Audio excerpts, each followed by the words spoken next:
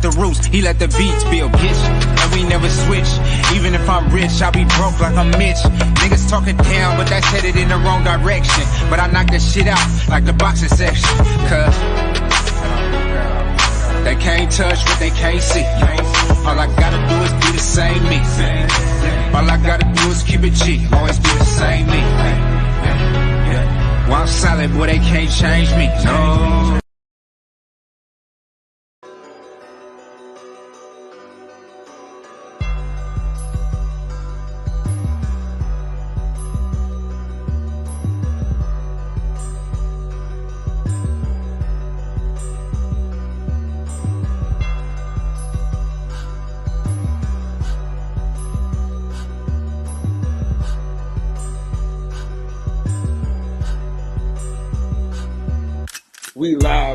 We live from the boxing section, you dusty ass niggas.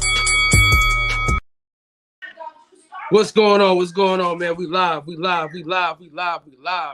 boxing section. God damn it. Another one like the other one. Same super heated, man. We talking about this boxing. We got these great fights coming up this week. We got Shakur Stevenson ready, getting ready for the weigh-ins. We got Keyshawn Davis, you got Shushu, you got Jihad Tucker, Cash Flow Diaz, all on the same card.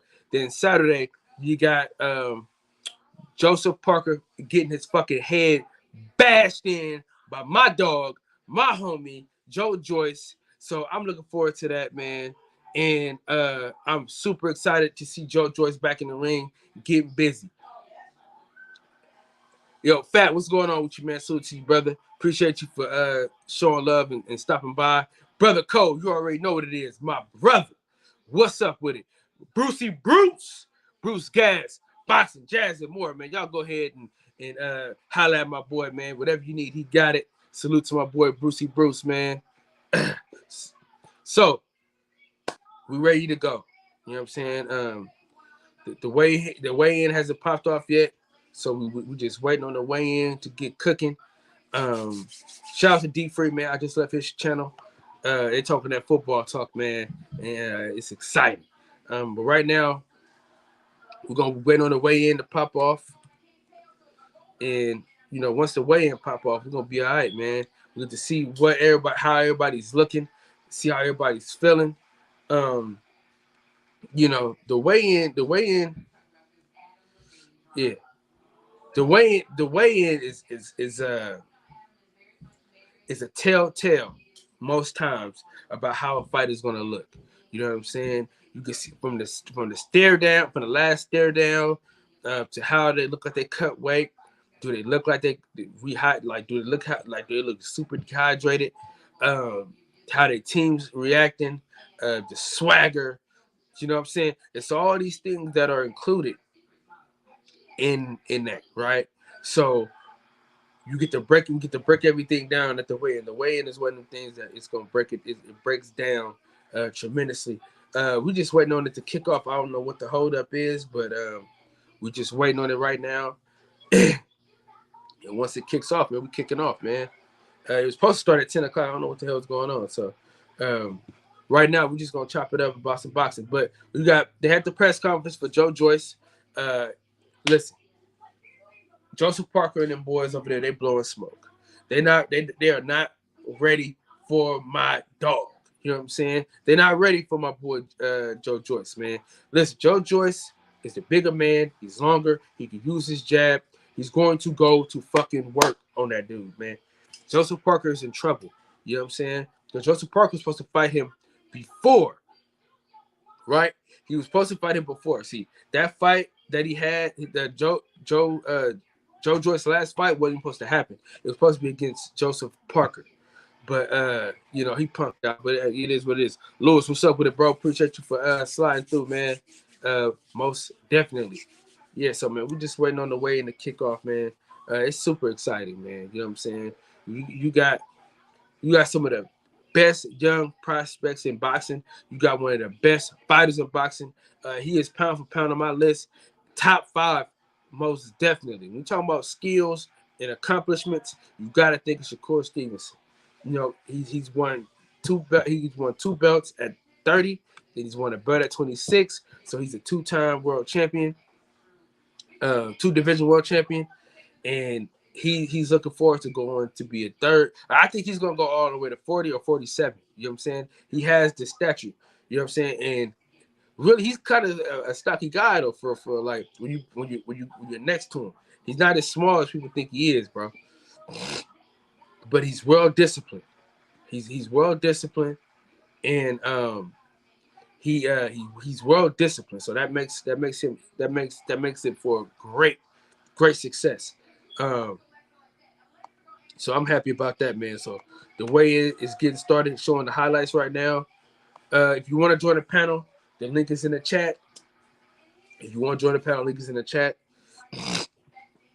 But here we go. We got it going. So they're doing all the highlights and they're doing the interview. They showing everything that happened yesterday. It's going down, man. Shakur Stevenson told me he's gonna beat his ass, and I believe him. You know what I'm saying? It's gonna be super exciting, bro. Super exciting. It's gonna be a great fight, man. It's gonna be a great fight. It's gonna be a great fight, but it's going to be a shutout, if that makes any sense. Right? It's gonna be a good fight, but it's gonna be a shutout. You know what I'm saying? It's gonna be a good fight, but Shakur Stevenson's gonna win every round. Listen, I get this dude like 2 rounds. You know what I'm saying? Shakur Stevenson is a master class. You know what I'm saying? He is top level paradigm type of talent. You know what I'm saying? Top of the top. You can't get no better than him, man. Especially at 130. Nobody can move with him at 130. And I am looking forward to seeing him versus Navarrete if it happens. If that happens, it's gonna be a great thing, man. So I'm mad I didn't get to go to this fight, man. Some shit happened. Some bills came up, so bills is more important than any fight at this point in my life, man. So let me see if this is the real softball. What is this?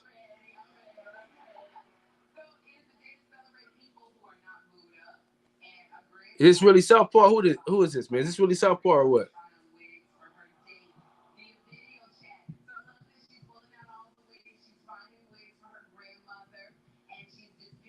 I'm gonna take my chances. Yo, what up?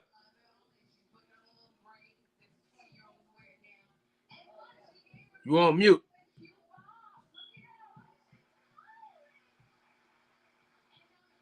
You on mute? I don't know what happened. I gotta call Southpaw too. I don't know if that. I tried to add him. He didn't say nothing.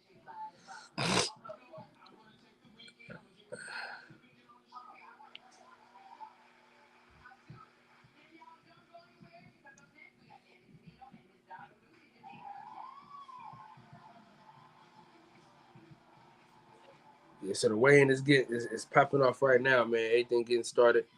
So it's going down in a major way.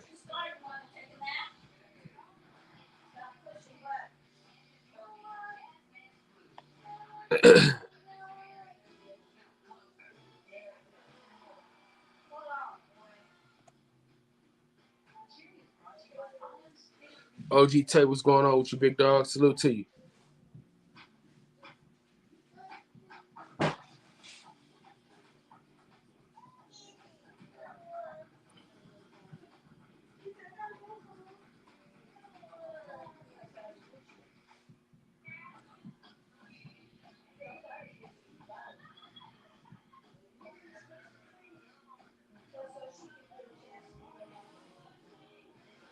Waiting on this way. Right now, they just pretty much talking about.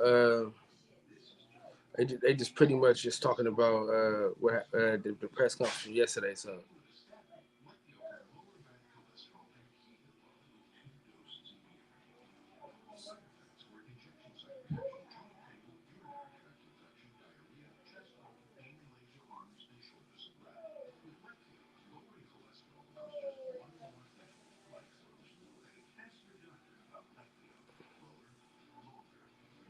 Well, we don't claim no cooks around here, man. We Switzerland around this motherfucker, man. This Switzerland.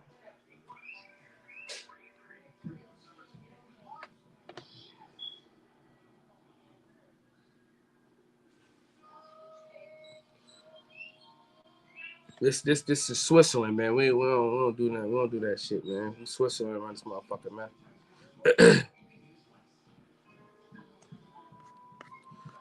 I got homies in all cliques, man. I don't get involved with that with them politics. Here we go. Here we go. So they talking about the face off that Shakur Stevenson and Robinson Castillo had yesterday. Um, I'm excited, bro. I'm excited. I'm excited about that shit, bro. The face off was good.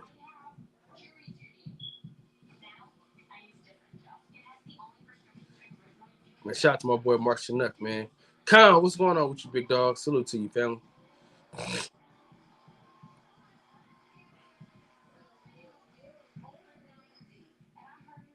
Shout out to my boy Con, man. I'm excited, bro. Lou, for real, man. I ain't gonna even lie. This fight got me excited, bro. I wish I could have been there, bro. I normally don't like to miss Shakur Stevenson fights. You know what I'm saying? Y'all know I've been to the last two, and I really don't like to miss them. And I'm mad I gotta miss this Keyshawn Davis fight because y'all know that's my boy. And I'm hella mad I gotta miss this fight, but you know, bills gotta be paid, bro. And you know, bills don't stop. You know what I'm saying? I gotta put myself in a position to win. You know what I'm saying? Whew, stoppage between 6 and 8. That's big. That's huge. I mean, I don't know, man. Robinson Castillo can fight though, but I'm thinking he gonna bust his ass. But I think it's gonna be a good fight, man. I think it's gonna be a good fight. I'm looking forward to this shit, man. You know, they doing a lot of like press shit right now. They're not really showing like the actual weigh-in just yet. But they basically showing. I think they're showing the episode from yesterday. Like they do like these little episodes to where like, it's like a you know how like they do it 24/7, like that Floyd used to do and shit. Basically, they doing that on a lighter scale. So they're basically just showing that right now.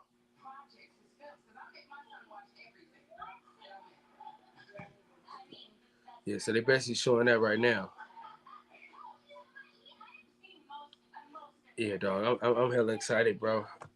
Let me let the fellas know we live, man.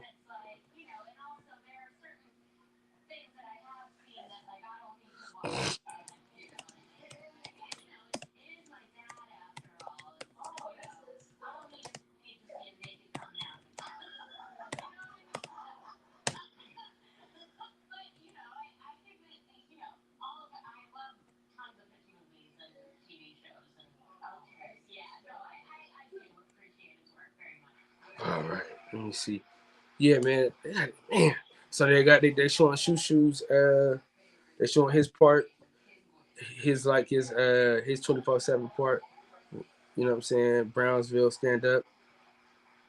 I'm hella mad at missing this fight, bro. And I don't even miss shoot fights neither, dude. You know what I'm saying? I'm hella mad I gotta miss this shit. But you know, like I say, man, I had to pay these bills, man, get these bills done. You know what I'm saying? Um, but it's all good though. We chilling right now. It's gonna work out. It's gonna work itself out. I ain't gonna miss another one. It's the last time I miss a good fight like this. You know, hopefully, hopefully he get a quick knockout and they let him fight on that Loma card. You know what I'm saying? That'd be some dope shit. You know what I'm saying? But dude, I mean, this shit fucking dope, man. I cannot fucking wait, man. You can't hope for a better card than what they giving us on a Friday night. Oh, listen, on a Friday, we got 5 great prospects in the world champion. Like we get Ooh, Jalen. All right, I didn't see that, but all right. I didn't get the word yet, but all right. Hold on, man. Let me see what's up with it then.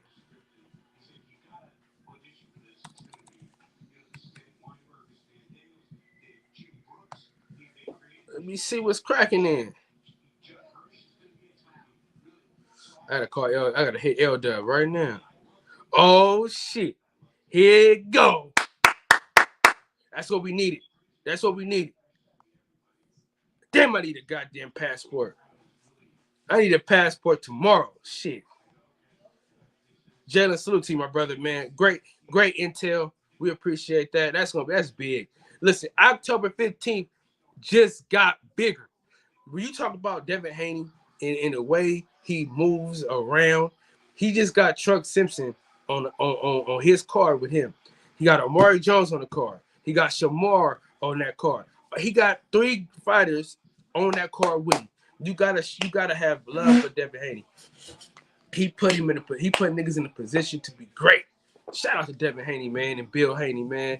B. Dot and all them boys over there, man. Devin Haney Promotions, man. Yeah, that's fucking dope.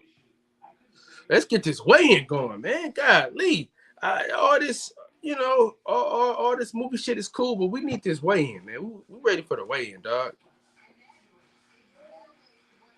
Yeah, man, we ready for the weigh-in, damn it.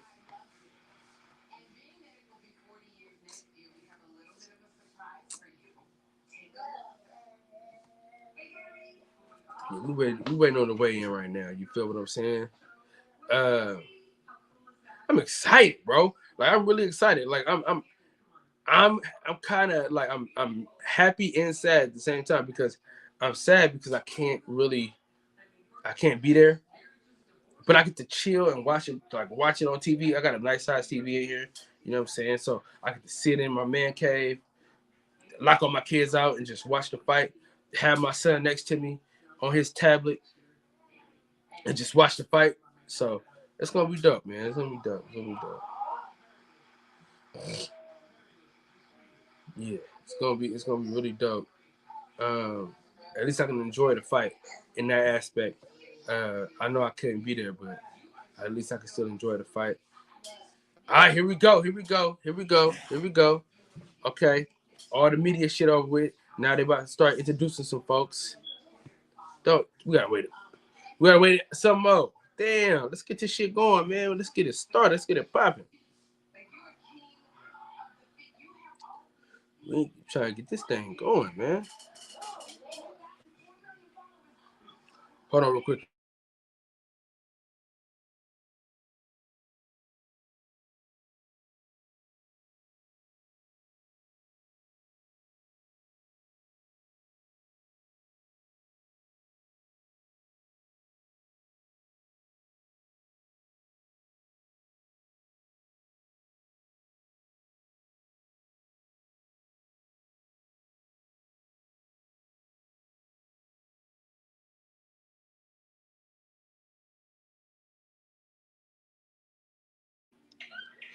Yes, sir. So we just waiting on the weigh-in to pop off, man. That's all we're waiting on right now. They always make us wait for hella long. Macadocious, Mac of the motherfucking South. My motherfucking dog. Salute to you, my brother. Appreciate you for always pulling up, showing love, man. Much, much appreciated, my dog. For real. We live from the boxing session, god damn it. Most definitely.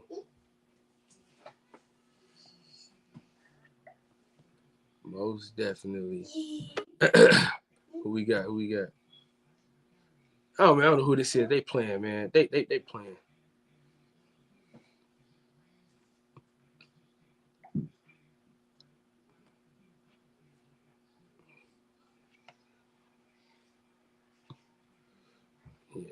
playing. I don't know who that is trying to keep coming on. They playing though.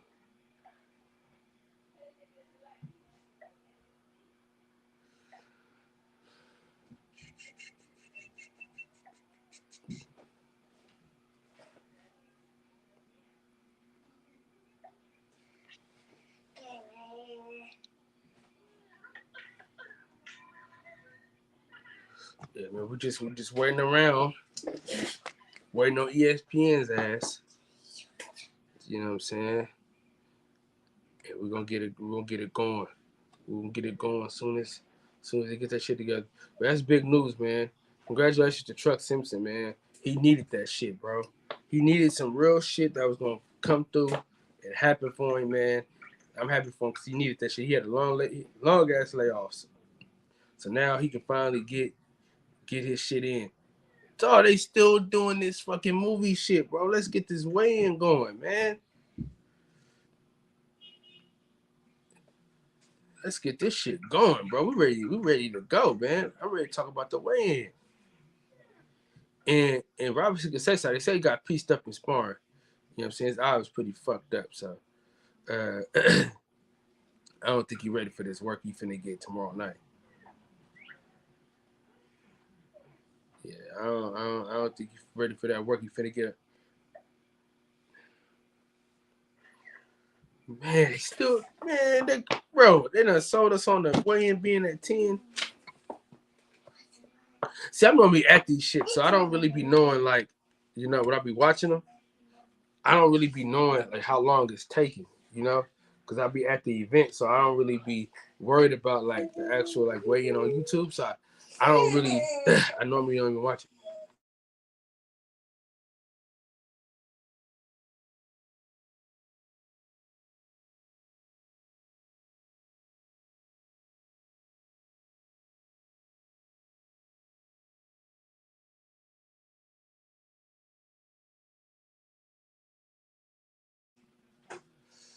All right. Yeah, they fuck. Damn, my shit just broke. I just seen that shit in real time. All right, here we go. We straight. I thought that motherfucker broke. We still good though.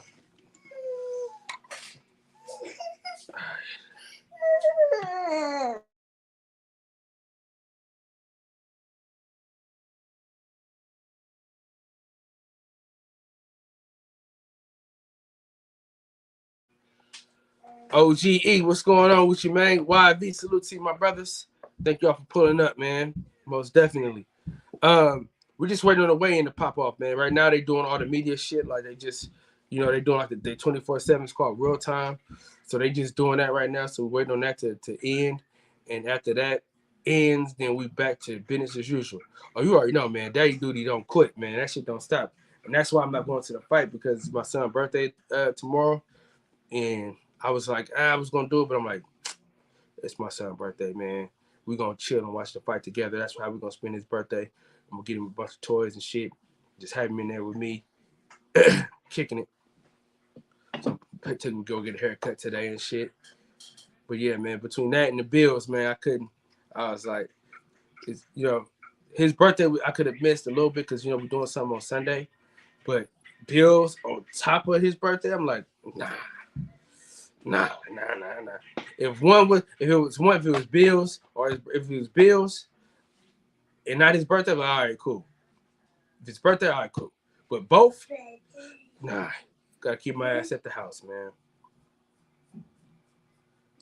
I'm still waiting on this nigga to with this merch, man. I don't know what the fuck he doing, bro, but I need this shit this week. For real.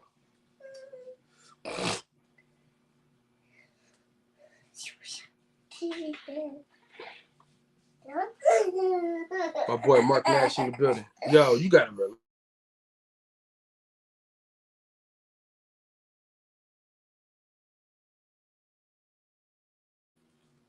Mark Nash, salute to you, my brother. Appreciate you for sliding through.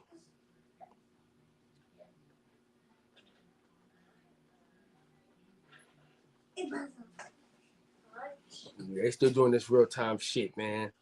If y'all want to join the panel, the link is in the chat, man. If y'all want to join the panel, the link is in the chat. Let me put the link in one more time. Let me pin it. Let me pin it so y'all can know what it is.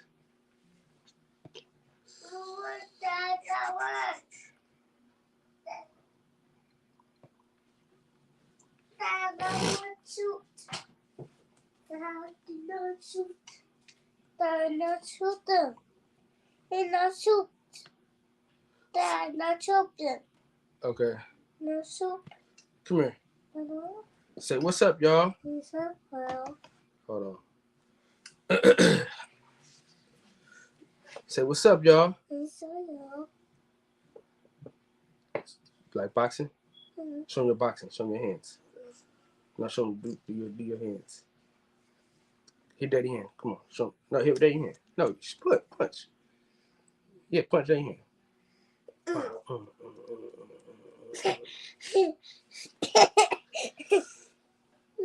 Say what's up, Lewis. Throw a peace sign up. You gotta throw the peace.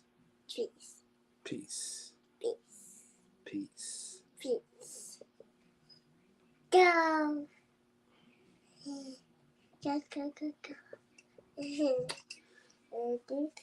You gonna watch your tablet? Go take tablet. No work. Oh shit, it's doing that shit again. Where's your go upstairs and get the tablet out of daddy room. Get the other one out of daddy room, okay? Oh, here you go. Home.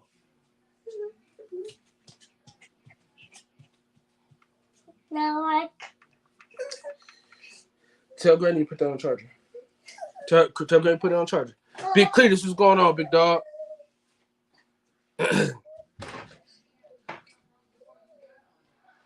Yes, sir, man. We just waiting right now. We waiting.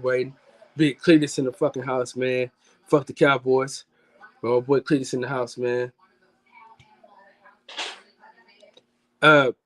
Shout out to Dub Right Side and the Fight Doctor, man. They had a great debate last night on my boy Knockout Show, man. If y'all get a chance, man, go back and watch that, man. Your boy, the boys, man, the boys that be in the section did their thing last night. Now I gave it to Right Side. You know what I'm saying? I gave it to Right Side, but it was a great debate, though. It was a good debate.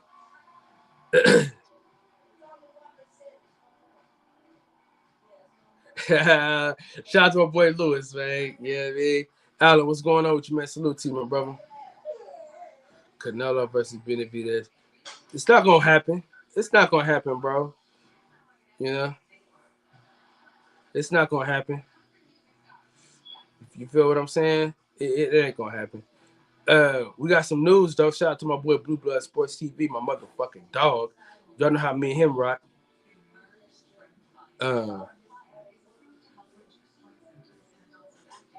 Who was Isaiah Jones?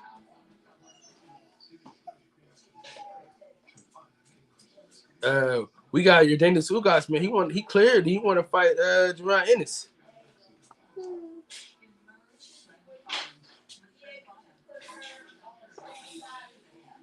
So we good on it. Hold on, baby boy. KP, what up, dog? Salute to you, family. Oh, Jimmy.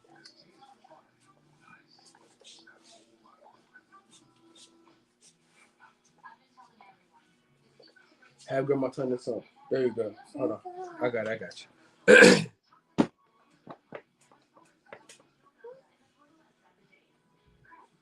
Bro, I didn't even know I was even on, bro. At the laptop, man. I didn't even know I was on, dog.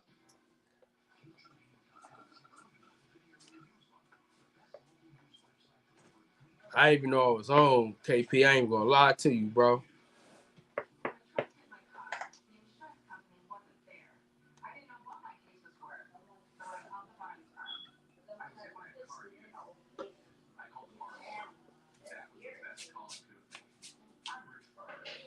Good boy.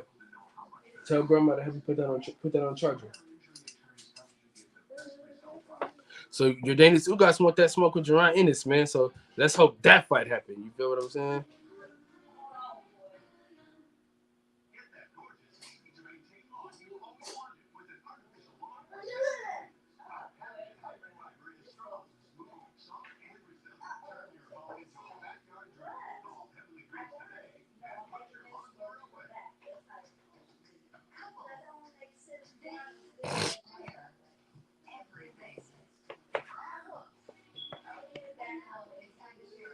So that'd be a good fight, bro. That's gonna be a great fight. Let me go holler at L. We gonna holler at L Dub real quick and get an update from L Dub.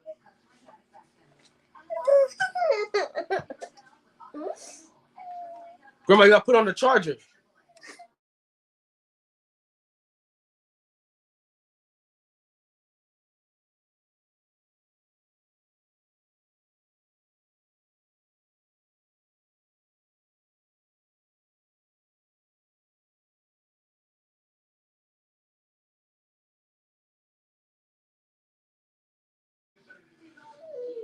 All right.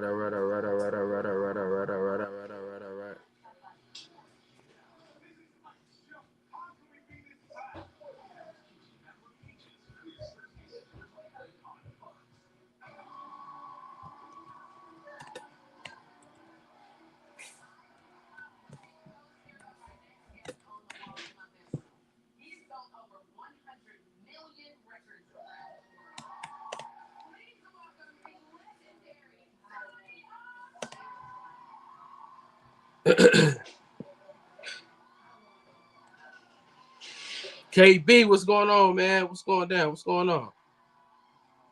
My fault, y'all, for the demand. I had to handle my son, man. My fault for the hold up. KB, man, if you ain't doing that, man, hop on the panel, man. If you ain't doing that, man, hop on the panel. If y'all want to join the panel, link is in the chat.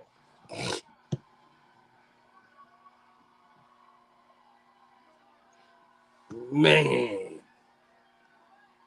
my fault, y'all. My fault, y'all. I was out of there last night, dog.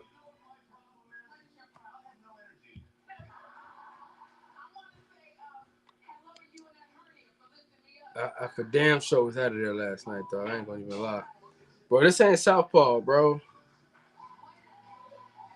I don't know who this guy is. But we can see. No, go upstairs, big boy.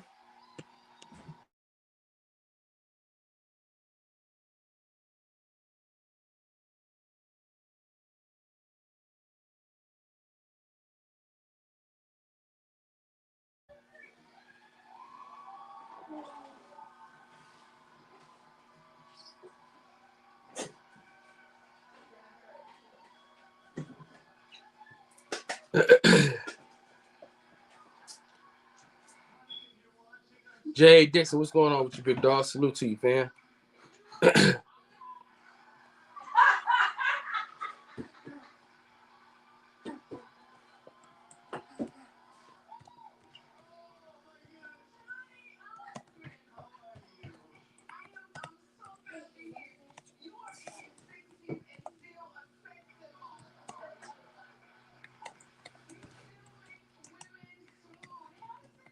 So we're talking to L-Dub right now.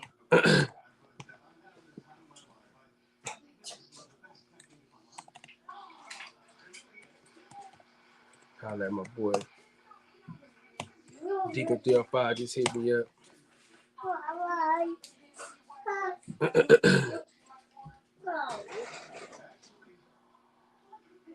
I'm finna ban you though, fam.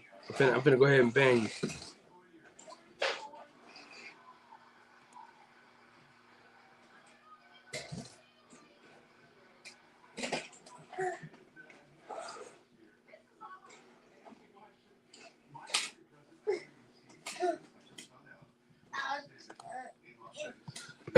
All right, man. All right. I don't know. This. If I knew that Wayne was gonna take this fucking long, man, I'd have some other shit to say. Big boy, come here.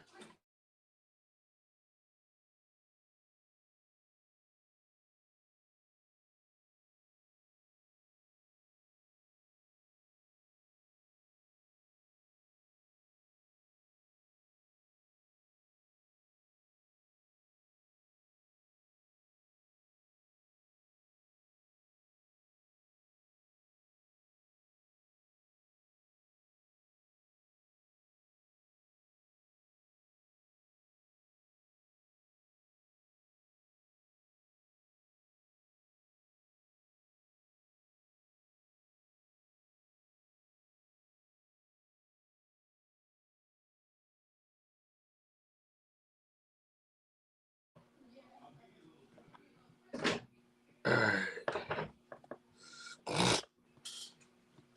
Get this one. Once they get started, man, we're gonna be all right. Oh, here we go. All right, the weigh-in is popping off.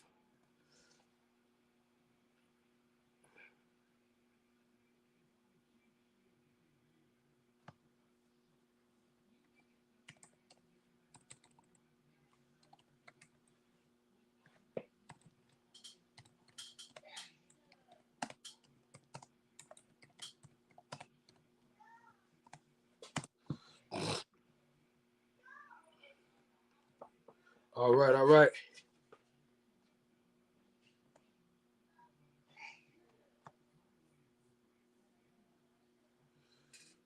Jalen Phillips is 1-2-1 with one knockout.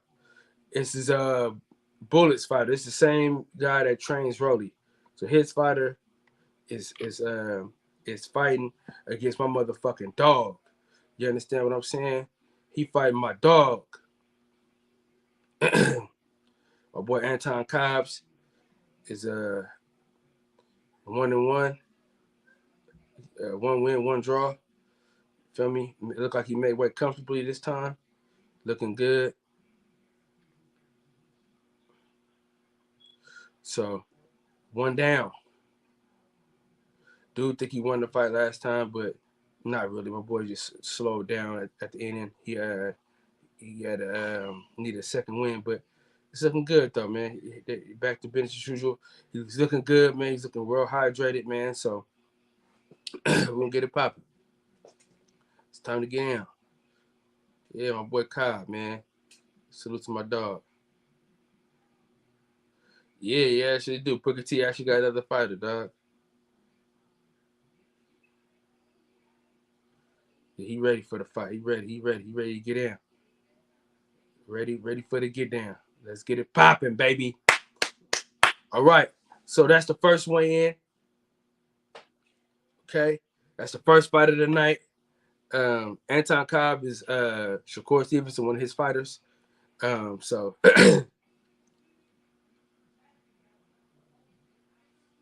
hold on real quick, y'all.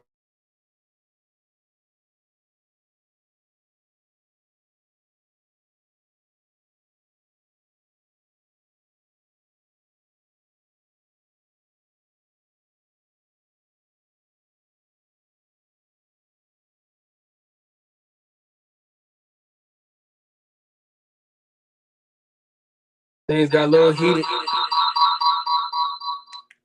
Things got a little heated at the weigh-in and shit. And he like one of the top like officials, bro. He had every fight. If you notice, bro, like if you ever peep him, he had every single fight on the East Coast. Every East Coast fight, bro, he on there. Shit, you ain't got that much though. You know what I'm saying? Okay, Juan Martinez, second fight of the night. Okay, he looked like he about that action, boss. He looked like he didn't have a hard time cutting weight. 123. He's finna die though, because he's fighting my motherfucking dog, Cashflow Diaz, in the fucking house, man. Listen, Floyd Cashflow Diaz is finna put hands and feet on this boy. You know what I'm saying? It's a fucking rap. My boy look good, man. He look like he cut weight comfortably. You know what I'm saying? He look like he ready to go, man. Shout out to his team. Yes, sir.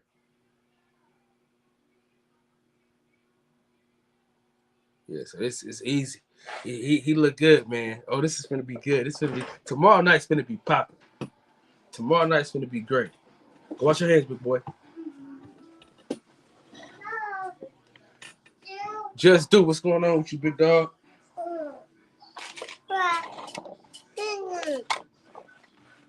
Throw it away. Go throw it away.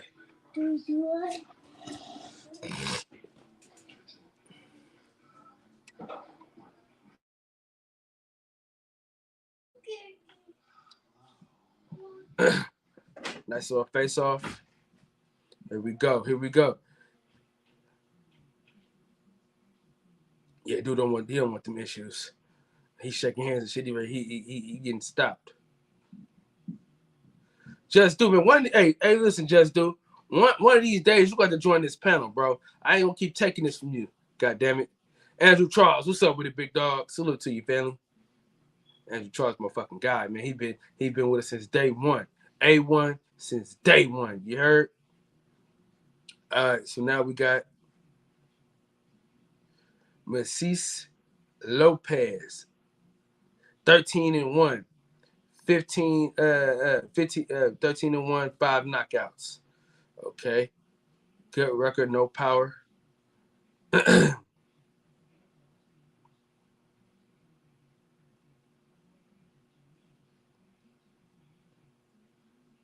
see, who is he fighting now? Uh-oh, they bringing out the weigh-in sheet. They're bringing out the weigh-in sheet. So, buddy, look like he having a hard time cutting that weight. I know this guy. This guy, who is this guy's name, bro?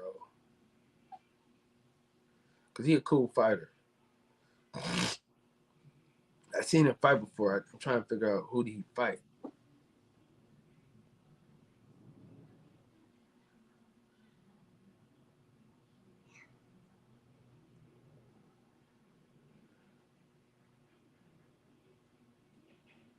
No, most definitely. Jump on right now, man. Shit. I said the word. So so that's a cool fight. I'm not really that excited about that fight. I don't even know who these dudes are. The dude on the left, I kind of know who he is. But not really. Like, you know what I'm saying? I don't have no attachment to him like that. But I'm gonna be watching the fight though, most definitely though. Now we get to the nitty gritty. The gritty of the nitty. You know what I'm saying? Even though cash flow should have been after these two niggas.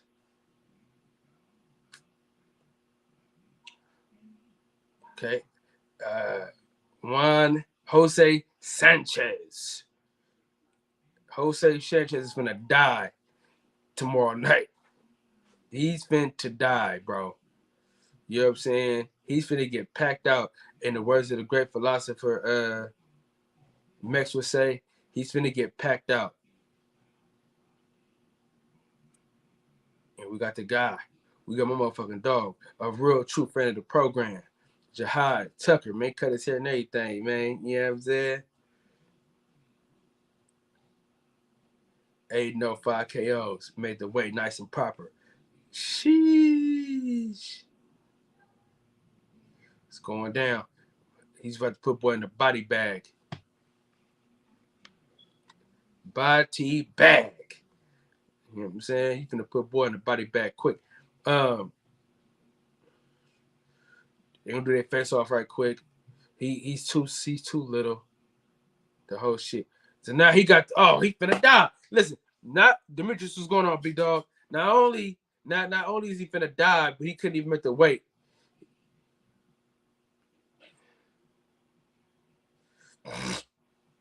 He could have had to bring the weight sheet out. See, anytime you gotta bring the official weight sheet out, bro, it's not looking good.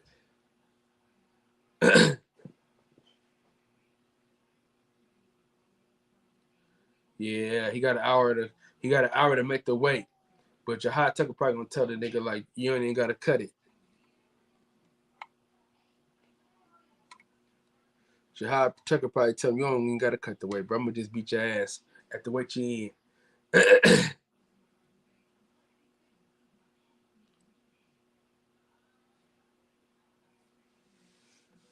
Yeah, his fat ass can't even do the fucking face off because he way too goddamn much.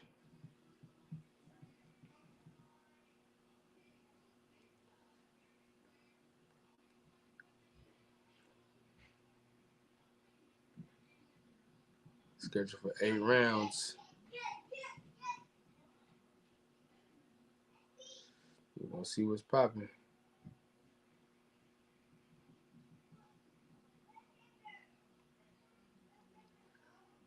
They got them face off as far as hell from each other. They hella far from each other.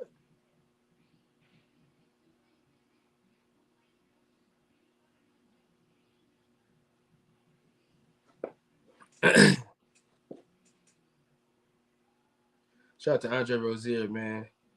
Andre Rozier is part of Jihad Tucker's team. Oh man, the troublemaker, man. Kev, what up? I can't hear you, nigga. That's your shit. Hold up. I think my phone is tripping. I can hear you like a motherfucker now. Hey, I'm gonna beam back out and come back in. This nigga like a fucking gang banger. He looked like nigga a true game banger. The nigga just left like a true game banger, bro.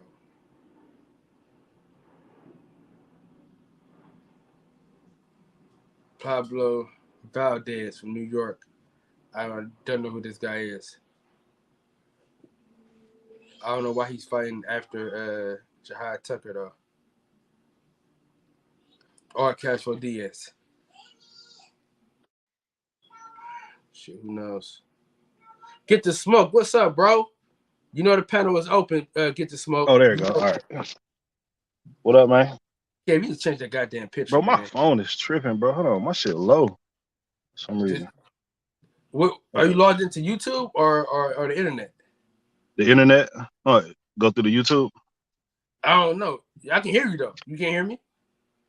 I can hear you a little bit. Go ahead. What you got on, man? I mean, what you doing? Man, we talking about the weigh-in right now. It's the weigh-in right now for the tomorrow night's fight. Oh, yeah. Yeah, look, Shakur Stevenson is getting ready to beat his ass. These two niggas ain't got no fucking abs.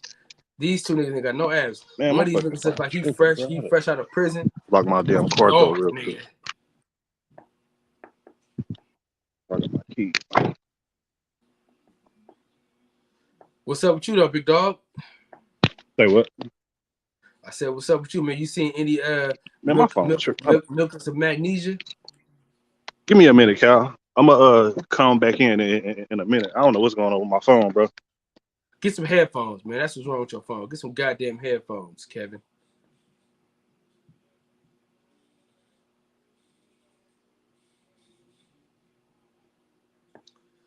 Jose RJ. I don't know who the fuck. I don't know how the fuck you say that name, bro. Okay. Oh, he finna die. Oh yeah, Shushu finna kill him. Yeah, that's Shushu body right there. Yes, sir. A true friend of the program. This motherfucker looks solid. Yo, this nigga like a fucking action figure, bro. This nigga Shushu ready to fucking go. This nigga Shushu ready to fucking go, man. It's a fucking rap. Boy's a body bag.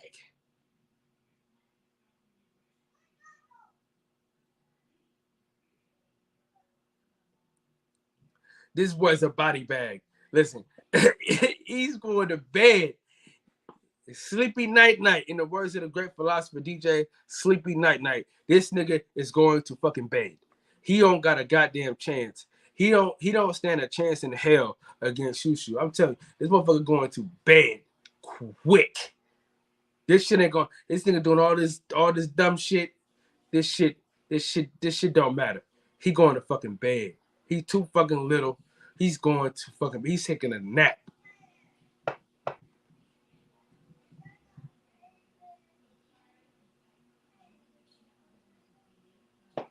Sleepy night night, bro. Sleepy fucking night night. It's a fucking rap. Look, he shook now. That nose shit ain't gonna work, man. You finna die, man. Yeah. Go ahead, shake hands, niggas. You finna die tomorrow, nigga. Hey, the nigga like an action figure or a fucking bodybuilder, didn't he though?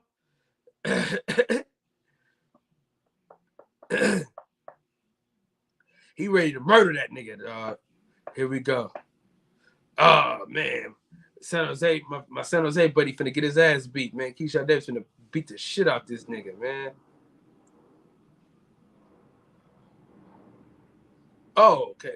What the hell are they doing? Bro, how is Shushu not right before Keyshawn Davis, bro? What the hell is going on? Okay. Well, shit, let's go San Jose then. Shit.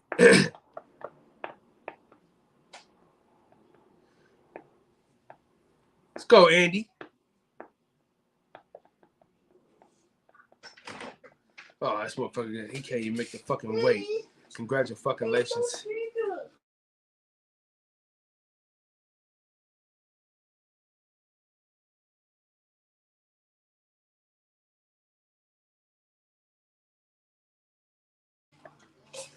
Man, listen, when you gotta pull out the weight sheet, Hustle Home, what's going on, bro? What's happening?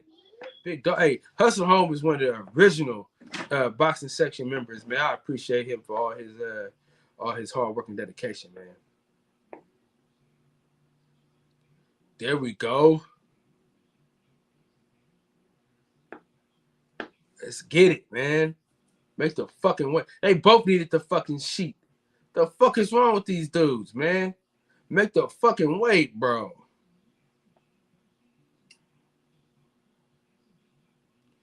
Man, do the face off and get the fuck off the stage, man. How the fuck y'all before shoot you any goddamn way? Hold on, y'all. Hold on.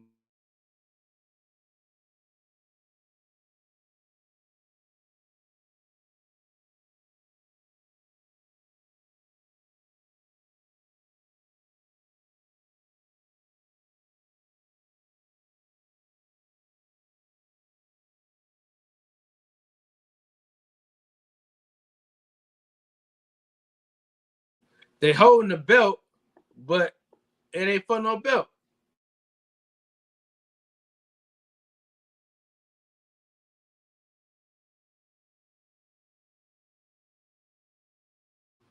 They holding the belt, and it's not for a belt. Man, they could have put Shushu before these niggas, man. What the fuck is going on out here, man?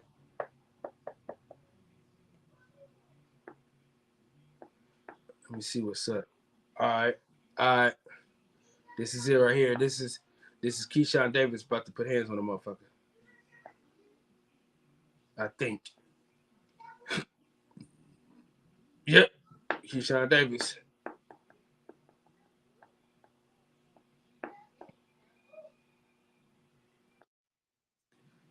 Got the ski mask on and everything else. Just do. What's up, big dog? What's happening? What's good, bro? What's good with you? Man, watching this weigh-in, chopping up with this weigh-in and shit. Yeah, I'm tuned, man. I'm tuned in. I've been meaning to jump up here with you, bro. Man, it's all love, man. You know that. You know, every time you on, I'm trying to pop on. Oh yeah. Oh yeah, this nigga finna die, man. This motherfucker he got a man bun and shit. He got a mohawk man bun. This nigga's finna die. Okay, you watching what's that on? You watching it from the tube? YouTube, yeah. Yeah, I bet. I'm gonna go to it and mute it. 25 and 5 with 18 knockouts, though. But Keyshawn opponent. Huh? Yeah, Keyshawn opponent. Yeah, he finna die though. Okay.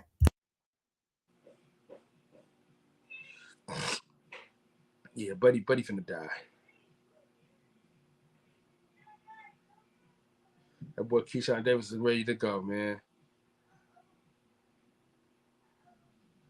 Shut. I'm so mad. I'm so fucking mad, nigga. I had 2 fucking bills come up, nigga, like back-to-back weeks. Just some fucked up bills, too. All right, I was on mute. All right, back. I'm back. Just wanted to make sure I muted it now. I'm watching it with you. Yeah, it's a body bag, man. I thought his opponent was solid. I thought it was Keyshawn that they was trying to say had a good opponent. No, I mean 25 and 5 though. Yeah, you see, he be fighting people with a lot of experience, a lot of fights, man. Yeah, a lot of people give Keyshawn Davis a hard time because of his I guess his attitude. I don't think people understand him.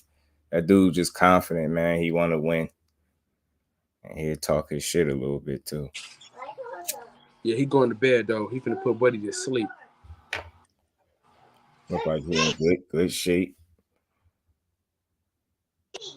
Yeah, he finna put Buddy to sleep though. Buddy going straight to bed. Got a bowl cut with a man bun. Yeah, please punch on him.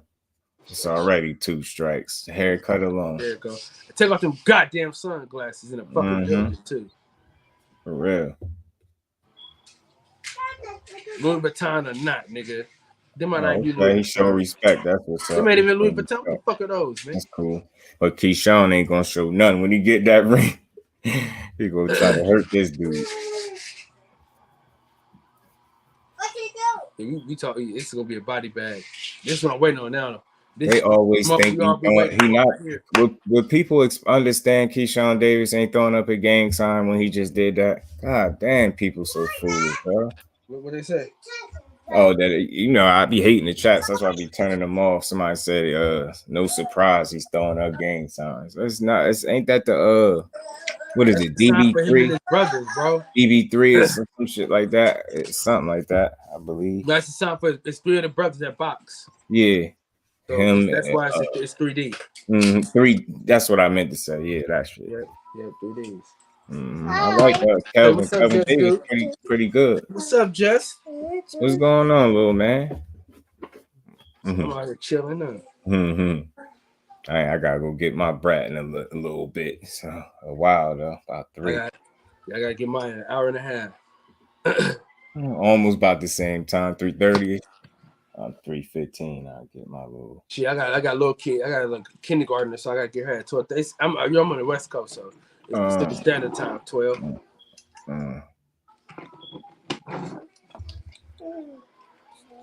Here we go, the moment we all been waiting on. Go ahead, big boy. Go in the living room. Yes, sir. Why'd he weigh in first? He made that shit easy. He got on the scale and got right off. Damn. Are they bringing the thing in for Kinsey or Shakur? I think Kinsey style. Now they moving it over. Okay. Let me see. Because you know, if he even have to strip down, somebody gonna have something to say. Shakur, if he got to strip down, you should go to 135. I don't need it. Okay. Did he weigh in? Oh, he weighed. Damn, what the fuck he weigh in at? Yo, he big as hell. I ain't gonna lie. I ain't see the Robinson nigga weigh in. He gonna get beat up though. Yeah, Shakur finna kill this nigga. Niggas don't understand, like, look how big Shakur Stevenson is compared to this nigga. Okay. Keep trying to tell people, man, it's his pedigree is different, man. He cut different. And they said Robinson could say something getting his ass beat in sparring too. Oh yeah? Yeah, they said his ass beat. That ain't a good sign there.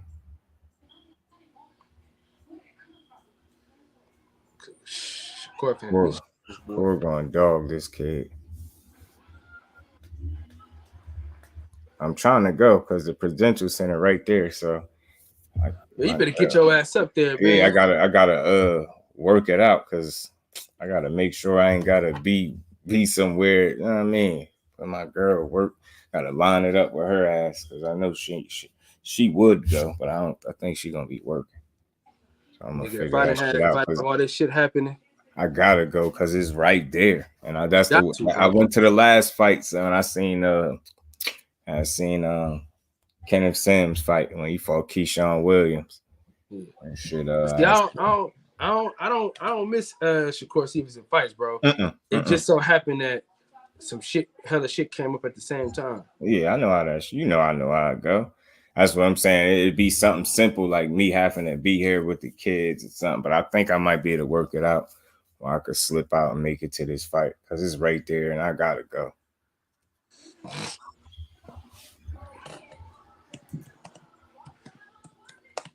So what you think about the fight tomorrow night, man? About the card overall?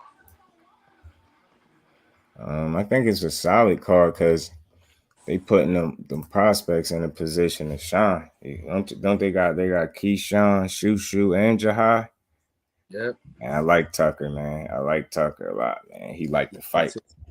That kid like to fight. He nice. I like him. And he real comfortable in the ring. That's something I noticed real early. He no position have I seen him in just yet with these fights he got where he's been uncomfortable. And he like to fight.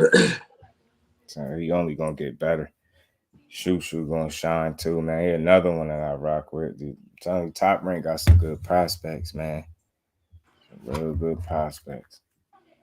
And Keyshawn, I expect all of them to shine. Really, shit. It's like damn near a whole Top Rank card, ain't it? Yeah. Damn near all prospects. Prospects, yeah. Shakur the champion. I think Robson's gonna try to put up a fight, but one thing I did notice in that Valdez fight, he did slow down in the second half, in the back half of the fight. Whereas that's where he was shy. He shined in the first half. So it was like my trainer thought if you got tired fighting at your pace and having the success you was having early against Valdez, I just said it's gonna be different. The first half of the fight gonna be tough for you. So you forced to fight to do some shit that you ain't planning to do. Like you're gonna be getting touched up, is what I'm saying. So by the time you get to that second half of the fight and you gas a little bit, you're gonna be in trouble.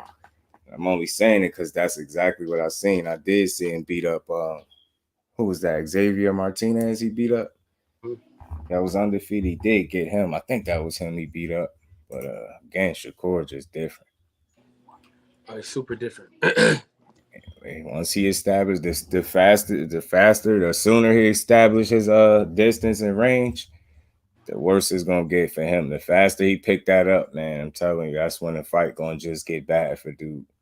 I think he gonna be able to compete, like I said, but I don't think he gonna win many rounds. Yeah, that's who it was. Xavier Martinez. He beat up. Shakur ain't gonna be able to do that with him. That shit is a different. Robinson Casey ain't got a fucking shot, bro. I don't think so either. He getting his ass beat. And it ain't like he punch all super hard either. It ain't like crazy knockout punchers. So I just don't see it.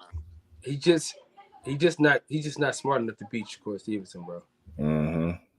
That's what it come down to me. It ain't like he ain't got skills and IQ. He's a solid fighter, but it's just levels.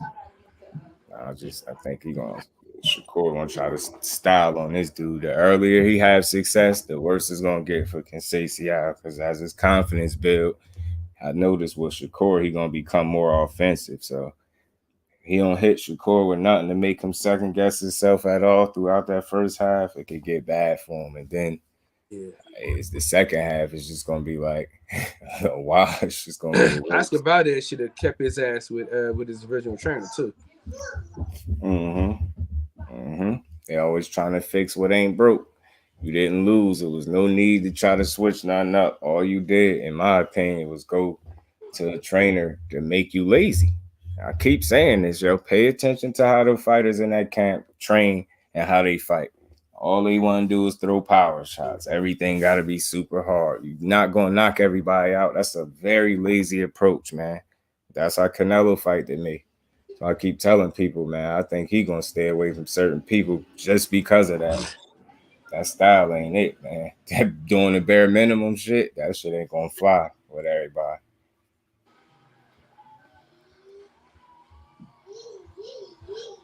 Well, how you think he looked against Triple G? Average and no slight. I'm not slight, above average at best. To me, it wasn't nothing, and that's what I said. Like, he started off looking like he was looking for a knockout early, but we all know how that go. He can't sustain that, so he throwing all those power shots, and by round 5, there you go, right on cue, he starts slowing down. But just fortunately for him, he was in there with somebody that really couldn't do nothing about it. And even as he got tired down the stretch, and Triple G tried to pick it up in the 9th, damage was already done. You done lost too many rounds straight to try to really, pick it up now. So to me, Canelo, he could have did way more, and Gennady Golovkin should have did way more. Canelo, I wonder why he didn't go to the body a lot, bro. Which one? Canelo? Canelo didn't go to the body at all like that, bro. To me, in all honesty, man, he's getting more and more lazy.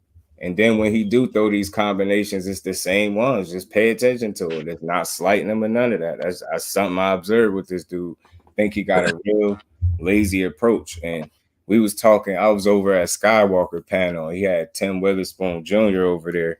And he had made an interesting comment. And he was saying, Canelo is just not busy. He was like, the way he, his punch output, he might as well go up to heavyweight. You get what I'm saying? Because he just don't throw a ton of punches. He's not a busy guy. If he in there with somebody that can move, obviously got a chin, and with that, let combinations go. Like after that fight, I think that him and David Benavidez fight is a lot closer than what people think. And I don't think he knocked him out. I really, truly don't. I don't think he'll knock. Break it to me, big boy. I don't think he'll knock David Benavidez out at all. I think that'd be throwing up punches with David Benavidez, though, bro. And that's what I'm saying. And if this whole notion that you just gonna land this one punch, David Benavidez ain't no American, bro. If he start getting off on you like that, I think he's gonna keep getting off on you like that. And I think stylistically, it's a bad matchup. I think that's why he's gonna stay away from him. You gotta think this dude been pro since he was 15 years old. So to some degree, I understand what you've been boxing for 17 years. See what I'm saying? That's crazy. Because Wear and one of tear Canelo's is real. sparring partners was saying how at first he thought Canelo could beat David Benavidez, but he said he think David Benavidez would just overwhelm him though. Yeah. The way it looked, like, remember those moments where Bevo had where he was just stringing them combinations together and Canelo was just like being super defensive, getting tagged up? I think it'd be similar to that, but I think it'd be more thud and more power behind them shots with David Benavidez, man. It'd get bad for him. I'm really starting to think that. This is no disrespect to Canelo. He's had over 60 fights, man. That dude, that wear and tear is real. And I said this before. You start seeing people wearing sleeves on the elbow and the knee, and I've been hearing that for years too, that he had knee problems and problems with his elbows or something. Say he ain't wearing that shit for no fashion statement, man. Something obviously, and I again try to be fair. He had a lot of fights. That's a lot of training camp. He's been fighting professionally since he was 15. So 15, yo, that's 17 years. He's 32. That's ridiculous, yo. So I think he really slowing down. Of course, they're not going to come out and say that, but you can tell as much by who they're electing to fight, the opponent selection. He gave us back-to-back fights that we didn't want. Just think about that. Nobody asked for him to fight Bivol, but you respected it. If you watched Dimitri Bivol fight, you knew that was going to be a tough fight for him stylistically, and look how it played out. But we didn't ask for that. So then after he lost, he turns around and give us another fight we didn't ask for 3 years after you should have fought this dude. It was like, what? Remember, after the second fight with Triple G, say he'd never fight him again. Man, it turns out after you took that L, you need Triple G, and Triple G was more than happy to accept that $20 million. Like, that's how he fought. Some of the shit I said is some of the stuff I heard Abel Sanchez say. It looked like two friends that didn't want to hurt each other. And I said that same thing. I said it looked like if you even want to call it that, like a high-level sparring match, a pay-per-view sparring match that when they was in there working on shit. It looked like Canelo looked like a dude that was trying to hurt his big brother at first, but then it simmered down and just was cool with outpointing him, doing just enough to win the rounds. Like, just don't do a lot for me. Yeah, I don't know, man. I just can't get down, bro. I haven't been a fan of his for a while, bro. I'm be honest with you. Canelo? Yeah. Because they're force feeding him like as the face of boxing. And I keep saying this to people. Like somebody was in my chat the other day saying, hate.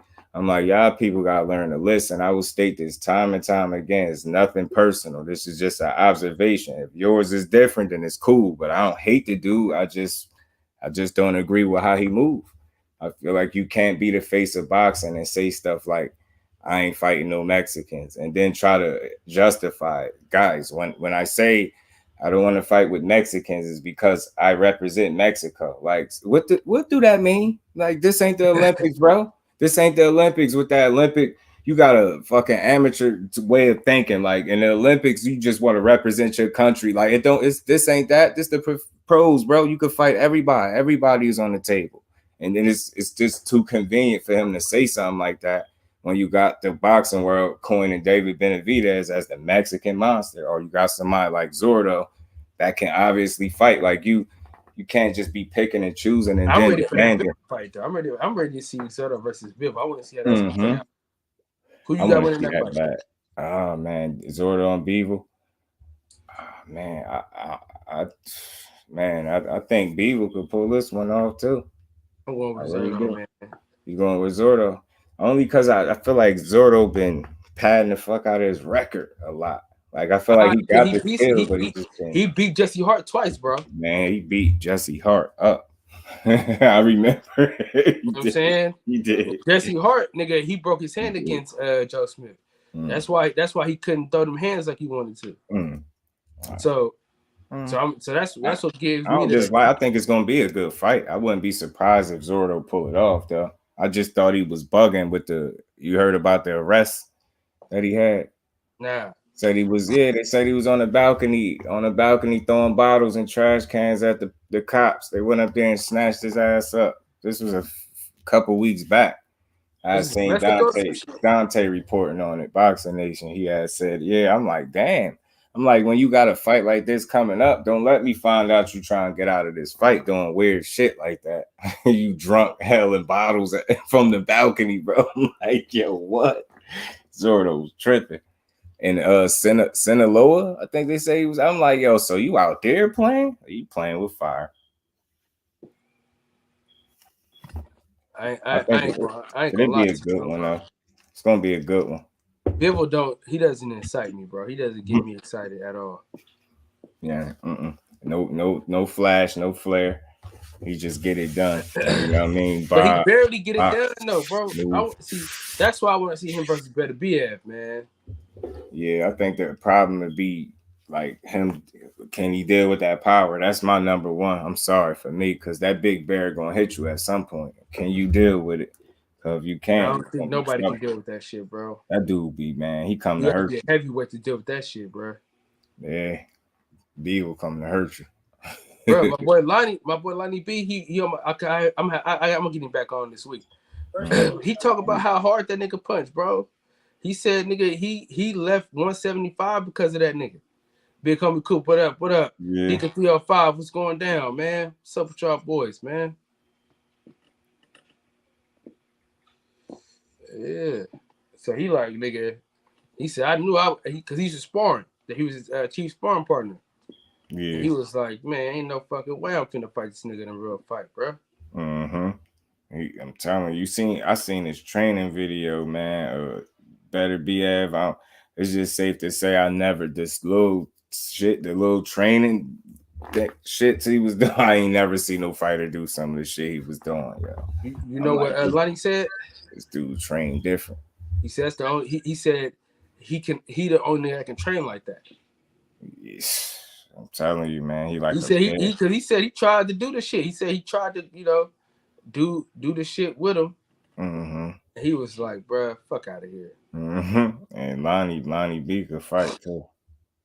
Yeah, he could fight his ass off. The guy who he chipped up, was that Uzcategui he chipped up? Get this smoke. The mucus of magnesia finder. My boy Kerry, he love that milk. Oh yeah. What's up, y'all? What's going on? He love them pink toes. Yeah. If I had to restart my phone, we good now. Yeah, we good to go. We good to go, man. We got a full panel with the bros. Tony Tone, what's up with it, big dog? Hey, I gotta see Kev. Whenever you come on, I'm gonna have your intro ready next time. Oh yeah, please do. I'm gonna have your intro ready next time. It's gonna be the mucus of magnesia. You know what I'm saying? My sister. Man. He said the devil broke the mold when he made you. You stupid, ain't man. Oh shit. So what round do y'all think that Shakur is going to stop this dude in? It's gonna be late if he do. Wait a minute, is Shakur is he able to challenge for the titles now that he's overweight? You said what? Is Shakur gonna be able to challenge for the titles since he came in a pound and something overweight? You got an hour to make it though. Yeah. Oh, he missed weight. They might even watch it. Let me try. He probably gonna go. Oh shit, he probably gonna. I had it on mute. He's like a pound and then a pound and a half overweight. Let me go check that shit. Let me go check. Damn. Might be by time for Shakur to move up. No, I mean, it sounds like if he ain't tripping off making weight, it sounds like he already plans on moving up after this fight, no matter what. Yeah. I think that's what, because he said he got an announcement after the fight. I'm about to mute my mic. Yeah, it's gonna be a good fight though while it lasts, I think. But I think Shakur is gonna stop him in like the 10th. I think he's going 12. Yeah, I think it goes 12, like Smoke said. I think people are underestimating this kid a little bit. The guy he's fighting, he's not at the level of boxing that Shakur is, but the guy's a good boxer. So I think he wins maybe 4 rounds, Mm. Yeah, I think it'll be something like 8-4. It could even be anywhere from 8-4 to 10-2. I think could be the thing, but Conceição is better than guys that Shakur didn't stop. Can you see it being 8-5, or that's giving 7-5? Smoke or no? That's giving. I don't see it. Is that giving too much credit to Robinson?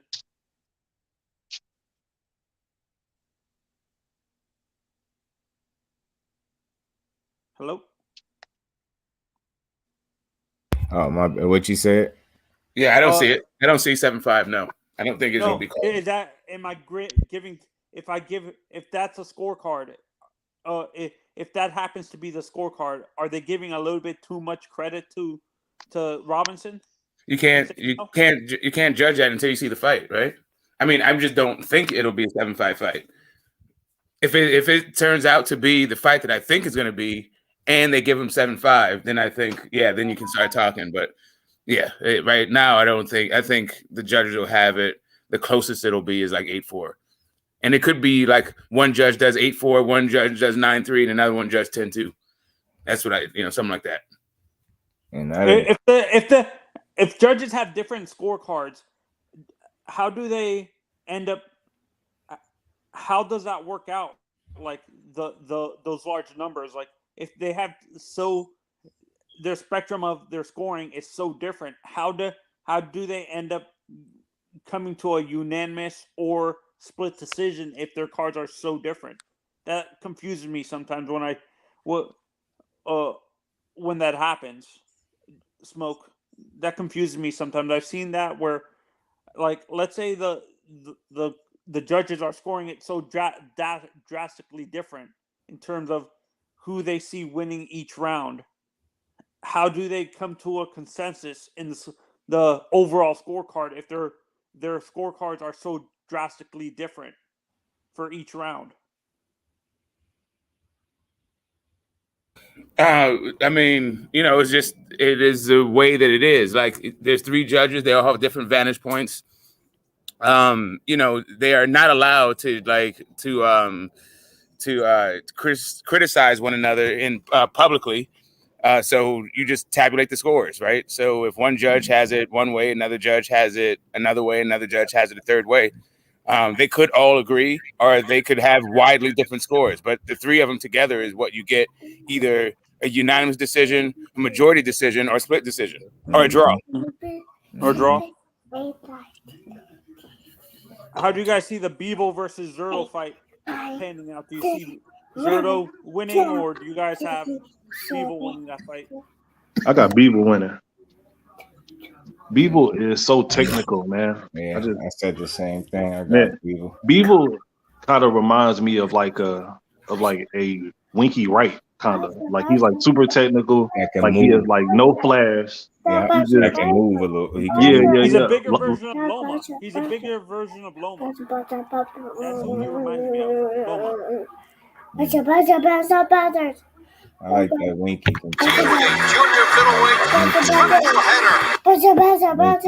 Movement. Pretty fluid in there too. I like how people fight. I have Zurdo winning because if Zurdo catches in with one shot, it's gonna really hurt Bivol. Daddy. Zurdo is more of a one knockout. Go. Jay Dixon was good, bro. Just for me, I think Zurdo wins the fight because I think I understand Canelo is a wear you down type of knockout puncher. He's not a one punch knockout right now guy.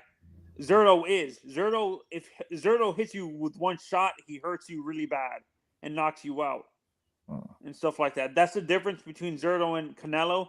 That Zurdo has that one punch knockout power where he can hit you with one punch and hurt you really bad.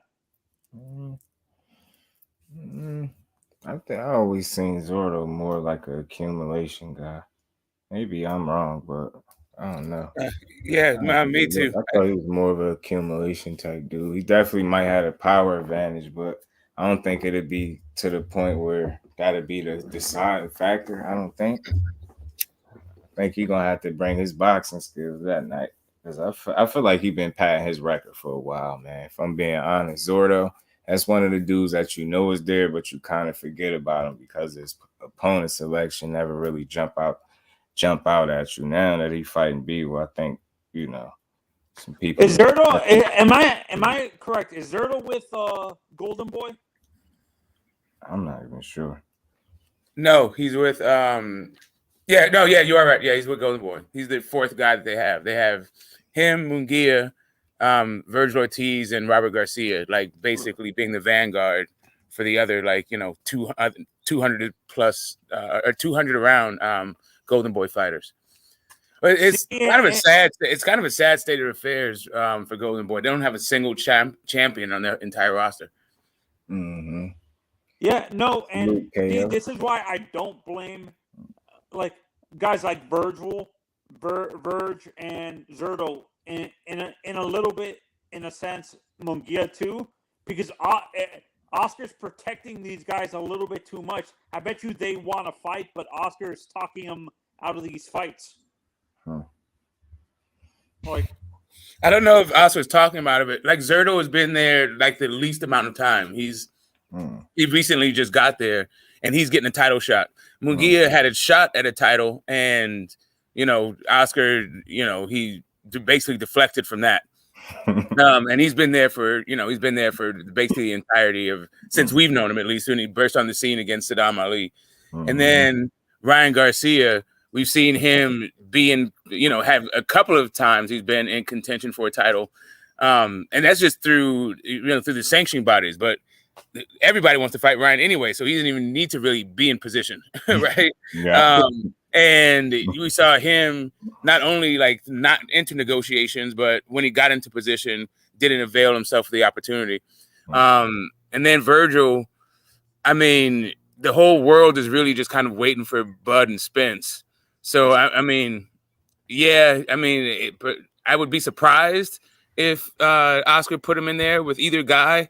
But I won't. We can't really blame him at this point because nobody's really checking for Virgil at welterweight. Virgil needs to fight Boots. Virgil needs to fight Boots Ennis. Mm-hmm. I mean, Virgil doesn't need to fight. I mean, we would like for that to happen, but Virgil can be just fine without fighting Boots Ennis at 147 pounds.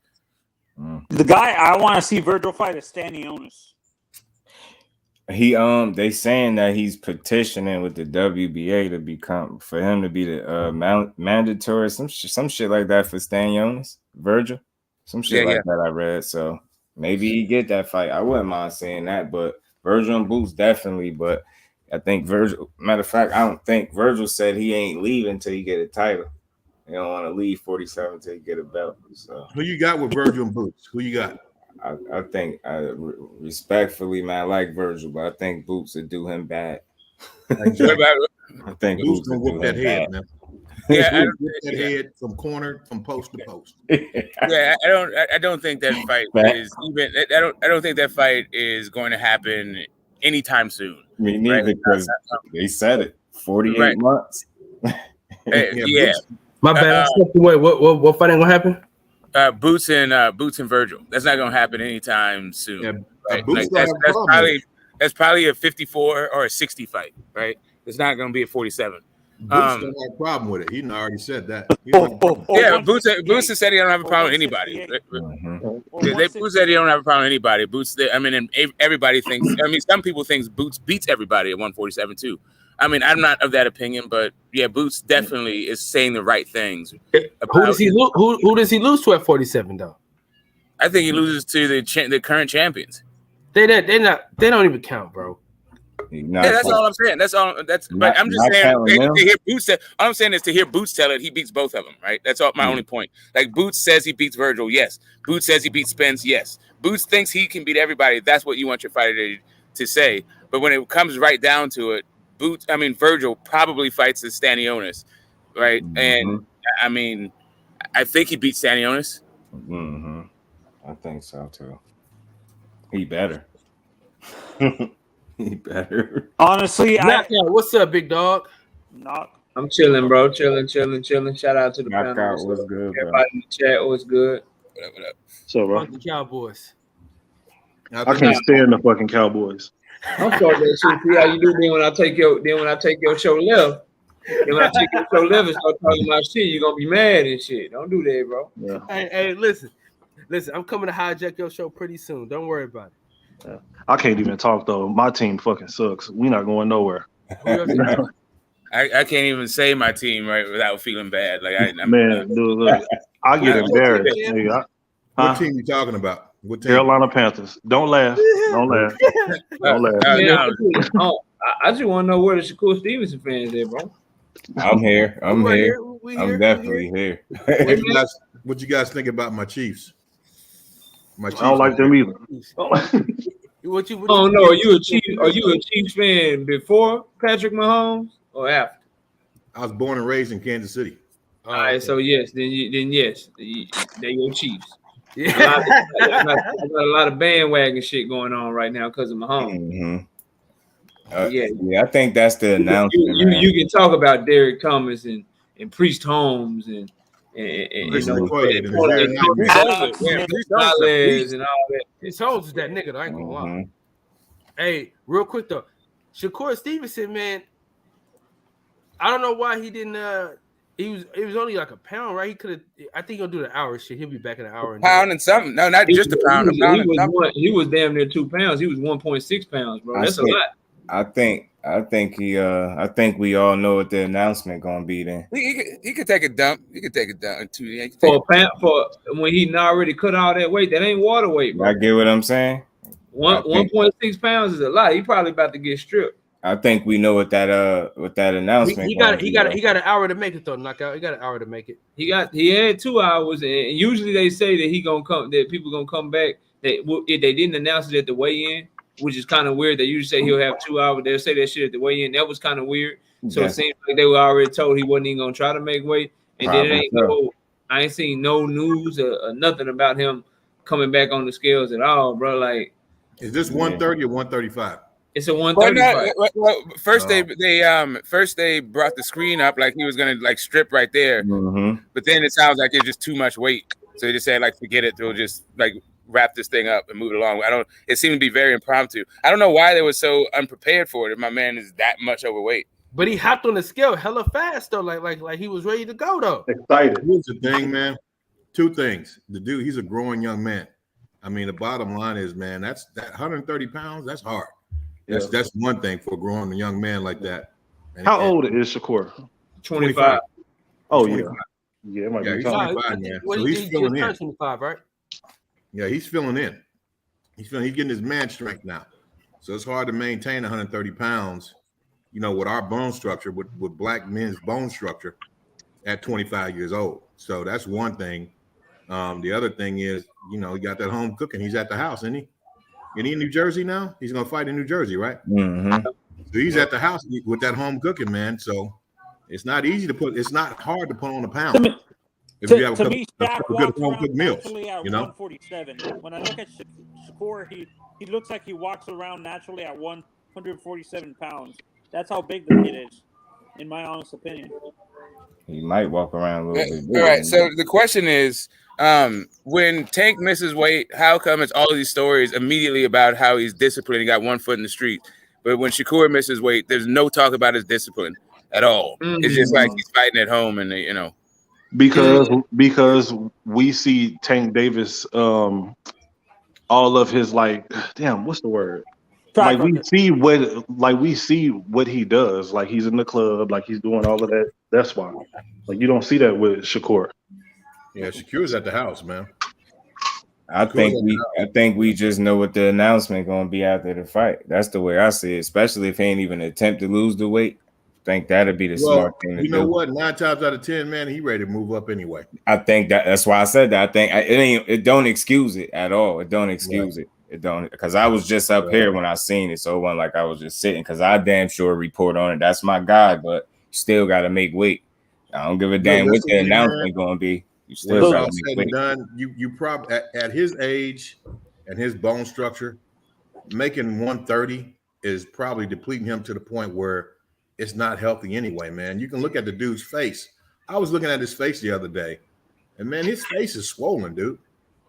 I mean, it's like, you can put your body through so much that, it'll start to show in other areas. Like his face is real thick like that. He's too small of a dude to have a face that's that wide like that. There's something going on with him physically, I think. I think that 130 is too much for a 25-year-old dude with his structure, with his bone structure. So that's what I say with Virgil. Looked the same way when he was struggling to make weight. He looked very emaciated, like he was forcing himself to get down to 147 and stuff like that. Like when he had to leave the ring for a little bit because of the health issues. I think that's what it was. The health issues were caused by him forcing himself to stay at 147. Yeah. You guys agree? Yeah. I mean, all of this, I mean, I ain't saying nobody telling no lies, but all I know is, bro, a certain segment of fans, when George Kambosos missed weight on the first try, but then he actually came back and made weight, I know it was stories and videos and people was really, really shitting on George Kambosos. Now that it's Shakur Stevenson, it's a lot of, and I ain't saying nobody up here, seem like it's a lot of excuses being made and a lot of shit getting swept under the rug because it's Shakur Stevenson and shit, bro. You damn right I'm sweeping shit under the rug. Shit. What wait? That energy be changing, bro. Yeah, I We feel gotta like despite whatever his decision gonna be, he was supposed to make weight. That's what I feel. Here's the thing: a lot of times, people, your bone structure, that's hereditary, man. I mean, and as you get older, that comes, you grow into that fully. So I don't see how he was making 130 to begin with. No, I feel that, Michael, and I ain't mad at that, and I'm not pretending to know about bone structures, and I'm not an expert on that. All I know is when certain fighters miss weight, like a Gervonta Tank Davis or like a Virgil Ortiz or other fighters that have missed weight, seems to be a lot more criticism, seems to be a lot more vitriol and venom and shit. But now Shakur Stevenson, it's okay. He gonna move up anyway. Don't nobody give a fuck. He just gonna move up anyway. Shit, go ahead and drop them belts. But if David Benavidez miss weight, that's all people can talk about and shit. It's a big deal. He ain't disciplined. He ain't this. He ain't that. But now it's Shakur, and it's like, oh man, he was at home, bro. He was chilling. He was eating good. You know what I'm saying? His bone structure, like I ain't saying that that's right or wrong in terms of what you're saying as to why he might miss weight, why it might be hard for him to cut down to 130. If that's the case, he knew it was hard when the camp started. He knew it was hard a fight ago. So why not move up then? And then the other issue is by getting stripped. If he does get stripped, all that skipping the line in the WBO, moving up as champion and automatically being able to challenge it for a championship, all that being able to petition the WBC as a standing champion to move up and fight the next champion, all that shit goes away. So you put yourself in a position to now when you move up, instead of being able to challenge for a championship directly right away, now you might have to fight an eliminator because you couldn't make weight when you was champion, bro.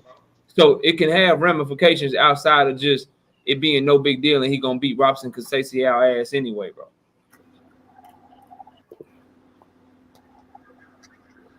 You got a point.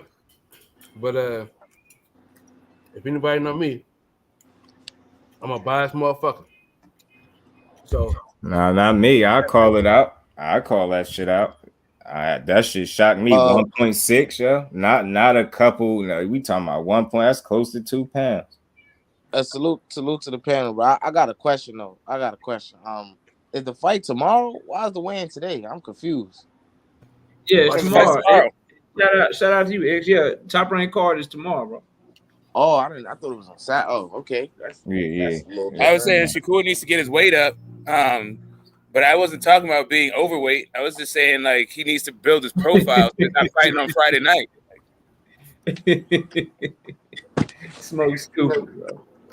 Oh yeah, that's a good point too. That's a funny ass point too. That's crazy.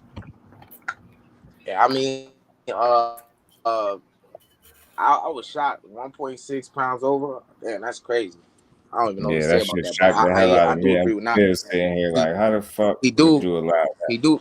He do deserve to get that, that backlash for that, because we seen fighters get crucified for it, so he deserves that same energy. It's only right. If it was anybody else, it's only right. It's only You're right. right, He exactly. gotta get it. That's my boy too, but he gotta get. I'm sitting over here right now, like, man. That's not a good I look. don't care, man. I don't make no excuses at all. Like, I don't know. I don't care what he say. Your plan could be what it is, because I think I know what your plan gonna be. But your plan should have been to make 130 for this fight too. And then the other thing too, bro, like I don't know, somebody can correct me if I'm wrong. To me, as a fighter or any athlete, if you ain't doing everything you can to put yourself in the best possible position to perform, then we gotta look at you like if you're doing everything. So my question would be, did he have a nutritionist for camp? Did he have somebody to try to help him to cut weight properly? So if he didn't do those things, then why would we give him the excuse of he just too big naturally? Like, nah, bro, you didn't do everything you could to make weight. You didn't do everything you could to be great. It's like a dude with no punching power and no strength, not having the strength and conditioning coach in his goddamn camp. Well, I don't want to hear shit about you a great boxer, but you're just weak. If you're not doing everything you can to enhance your weaknesses and make yourself stronger and make yourself more healthy and shit. Like, so that's where I'm at with it, bro. Like, if he didn't have a nutritionist, if he didn't do everything he could to make weight properly, then that's on him, bro. Yeah, That ain't got nothing to do we with don't know somebody that. else. No, that's We don't know he didn't do everything he did. That's why I said everything with an if. Right. But to my knowledge, usually when boxers have nutritionists and shit, they big up it. They talk about it. They announce it. They talk about how they got this, they got that. They doing all these things. I didn't hear him say no shit like that. Well, I don't know if did you see that special on Shakur Stevenson that came out about a week ago or a few days ago? Which one? They got a lot. They got him talking shit. They got some interviews with him. I don't know which one you talking about. That was like a whole half an hour to 45-minute special. Oh, you must be talking about Blood, Sweat, and Tears then. For this fight, and then they went through New Jersey. They show where his mom still lives, his grandparents, and all that. Man, these boxers aren't making they're not making a killing, man. What I'm trying to say is when you talk about providing all this extra the nutritionists and all that stuff, who knows if he has the money to do that? He's taking care of his. He buying thick ass change, bro. I was just about to say that shit, bro. How much jewelry you got? Well, I was just about to say that shit. You can't be buying these $1,000 chains and shit and tell me you ain't got money for shit that's gonna actually help your career, right, bro. But who knows? Like, I don't. Who knows if that's his mindset has been that mature, or was that mature at the time that he purchased that stuff? You know what I mean? You know how to. I mean, I don't know if you know how it is growing up in the ghetto. I don't know. Who making excuses up here though? Once you get a couple. Well, the bottom line is, I'm looking at the big picture. I'm looking at the big picture, and even though it's a big deal, when you look at it in a vacuum, it's a big deal. Oh, 1.6 pounds. But when you step back and you get 1,000-foot view on the situation, the whole landscape, it's not a big deal. Because number one, he's probably not going to be at 130 much longer anyway. That's number one. He shouldn't. He need to go up to 130. Wait. Number two, the dude don't weigh but 130 pounds, 1.6 pounds at 130 pounds. That's a lot of weight at 130 pounds. Well, listen, for a heavy the way they tore off what they did Tank Davis when he missed weight and came back and made it. All they talked about was how he missed the weight. They didn't talk about how he was able to take that hour and then lose the weight. Yeah, I mean, so I think well, that's when it got stripped, and then they talked about that for years. They said like all the way up into the Leo Santa Cruz fight, they were talking about like if Tank misses weight, then Leo Santa Cruz might have a shot. Well, let's face it, right? When you look at Tank Davis, good guy. I like him. He's one of my favorite fighters, but he doesn't have the personality that's going to get the public sentiment behind him like a Shakur Stevenson. Shakur Stevenson, when he smiles, he's got the little dimples, comes across as a really almost innocent, naive type of dude. But we all know he's a killer. When the bottom line is he's got a good rapport with the public. The public does not see him in the same light that they see Tank Davis in, and they don't criticize him or give that same critical approach to him. Shit, they must be looking at them tattoos that Tank got and shit. Bro, Shakur be cussing people out talking his shit more than Tank, bro. Matter of fact, he talk better noise than Tank do to me. What I'm trying to say is that I feel like the public turned against Tank before the tattoos, though. He's got a better public image. I think I kind of agree with you on that because I think the media the media, like I want to say, like whenever they do talk about sports, like ESPN, like Max Kellerman, say for example, he always gives Shakur his just due, but even though Shakur has accomplished more than Tank, I would say so. They give Shakur his just due, but when it comes to Tank, they really just ripping him like he's done absolutely nothing. And They this, know that, he the and that, ball. and they go in depth on his resume and they do all type of stuff like that. But it's like they And also I secures an get that. Olympian. Secures an A lot of Olympian that too. shit. A lot of that shit though, X is really they didn't get to Yeah, see Floyd lose, bro. Yeah, Floyd was an They Olympian, didn't get to, and so was they didn't get to Deontay see, Wilder. they didn't get Right? to see Floyd lose, bro. They didn't get to see that cocky. I'm gonna do this. I'm gonna do that. I'm buying all this shit. I'm gonna beat your favorite fighters at. They didn't get to see him lose, so now a lot of that shit. Some of it is because of Tank, but a lot of it is because Floyd. They didn't get to see him lose. So what's the next best thing? I want to see your fighter lose. I want to shit on your fighter all the time. You know what I'm saying? Tank's public image is affected by his relationship or association with Floyd Mayweather as well. And I'm just saying, however it turns out to be, I just think that the reason why people are less critical towards Shakur Stevenson than they are towards Tank Davis is because of the more favorable public image that Shakur Stevenson has. I mean, he has it, for a number of reasons. Right. So I agree with you about the what is of it. I was just wondering, like, sort of the whys of it. Like, why does he have a better public image than Tank? Well, we just talked about two of them. Yeah. Association with Floyd Mayweather. Yeah, I guess Andre Ward is a better guy to be associated with. And also, and it's crazy. He didn't do no hit and run. Yeah, he also that too. And also, he also didn't snatch up his baby mama at a fucking charity basketball game. I mean, it's a lot of shit that he's done where it's like, they don't give him the benefit of the doubt of nothing. You know what I'm saying? Didn't Shakur have some situation? Yeah, I was just about to bring that up, and they barely talk about that. And they talk about that all the time when he was a kid. Yeah, they be bringing that shit up. Oh, they still do? Oh, okay. I mean, really, I didn't know about it until Kambosos said something about it, and then I looked it up, but I didn't hear about it before that, and I haven't really heard about it since. Until like right now, right? So because we're just talking about him missing weight. So maybe once you start slacking on your Mac and all the awards start to show, maybe that's really what it is. And then also, bro, Shakur right now, he's part of the machine, right?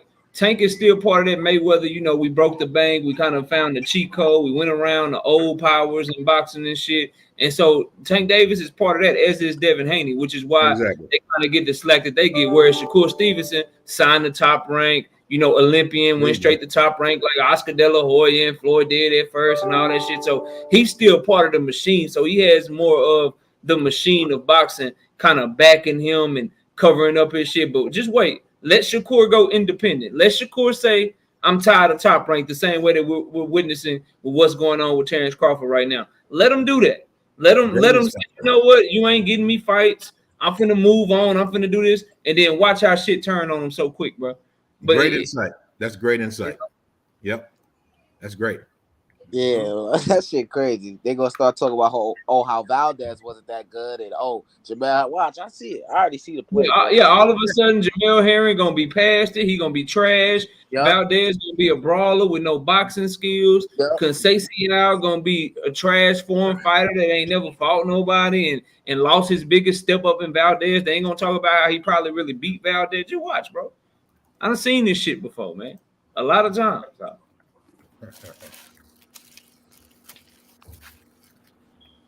But Shakur still gonna beat that ass tomorrow, though. That's really all that matters. He's still gonna put hands on that boy tomorrow. So that's really all. Yeah, and it's still the 35 division is they're stable at 35, still kind of thin for Top Rank, even without the WBO. Like how many guys can if let's say Haney fights let's say Haney fights Loma. Whoever wins that fight, who would be a better opponent than Shakur Stevenson? I mean, the only one would be Tank Davis, but they about an equal opponent for different reasons and shit. Like those, who's they were top, signed exclusive to Showtime. Yeah, I'm just saying Top Rank. No, you had, but I know if you're talking realistic, then you 100% on. It got to be Shakur, bro. That's the most. Because Tank Yeah, Davis got to going to be. fight Yeah. Aaron. So even if you lose up belt to no belt, like that WBO, whatever Bob orders. I mean, sure, you can't go automatically the sanctioning body route, but that's Bob's sanctioning body, and Bob don't really have anybody at 35. I mean, Comey, Nakatila, Loma's already fought those guys. Devin's gonna be moving up regardless. I got Devin winning that fight anyway, and then moving up. But let's say he didn't win that fight, who the hell's Loma gonna fight? He already fought the other guys at 35. Yeah, he's gonna fight Shakur. They'll probably smoke. What they'll probably end up doing is after Loma and Haney take care of business, while they make that fight, they'll have Shakur fight some warm up, some interim WBO or some shit at 135 for his first fight around the same time that Loma and Haney will fight, and then boom, there you go. They'll be on the same timeline and make that fight. They smoke. Don't even entertain that shit. Hey, Kambosa's already down 5 rounds, bro, as we speak, bro. So I'm just talking about the Loma fight. No Kambosos. I'm just saying I'm saying all this stuff is like kind of automatic in my mind, right? Yeah, I know. He's got to fight the fight. I'm not the one going through training camp and taking the punches. I'm just saying. Loma Haney. That's a close ass fight, bro. It was a lot closer a while ago, and it's getting further and further away. The more that fight doesn't happen. Like old Loma would not have needed this fucking this in between fight kind of thing. Yeah, I mean, whatever. Just stay busy. What are you supposed to do? Wait on Haney to fight Kambosos? Like, nah, bro. Yeah, that's crazy. I mean, you might as well stay active while Haney. He might as well come back and be active. That's a different thing than saying I need one, right? I mean, what's wrong with saying I need one if the fight that you? I'm not saying that. I'm just saying the old Haney would have needed one. I'm saying the old Loma, I don't think would have needed one. Shakur got stripped. Yeah, it just announced it. Yeah, you know. I mean, just do call this shit. You know the shit. You know it. I just want to make sure people don't confuse me for the other people that don't call it down the middle. You always. And I'm sitting over here. I'm still annoyed with it. Like, I don't give a fuck if you saying you're going to 35 or not. Or you know better than that, man. But it's in the report. In the report, it's basically saying that he refused to make the weight. Yeah, that's because he didn't want to. He didn't. You know what the plan is, but that still don't excuse it. Himself like that. Wait. So he could have made it, but didn't. Yeah, basically, Kyle, they gave him 2 hours to try to make the weight. He said, "Fuck that, I ain't trying." So y'all might well go ahead and do it. Yeah, pretty much said it. Fuck it, then. Basically, I cut as much weight as I can comfortably cut, and so I mean, at the end of the day, while he didn't make weight, you got to ask yourself as a fighter, do you really want to run the risk of dehydrating and weight draining yourself? Because that 1.6 pounds could be the difference in the goddamn fight. That is the difference in the fight. You go in that bitch compromised because you done ran a whole extra 3 miles in 1 hour trying to fucking drain weight. Then you sit in the sauna for another 30 minutes just to drop 1.6 pounds because your body was already dry anyway.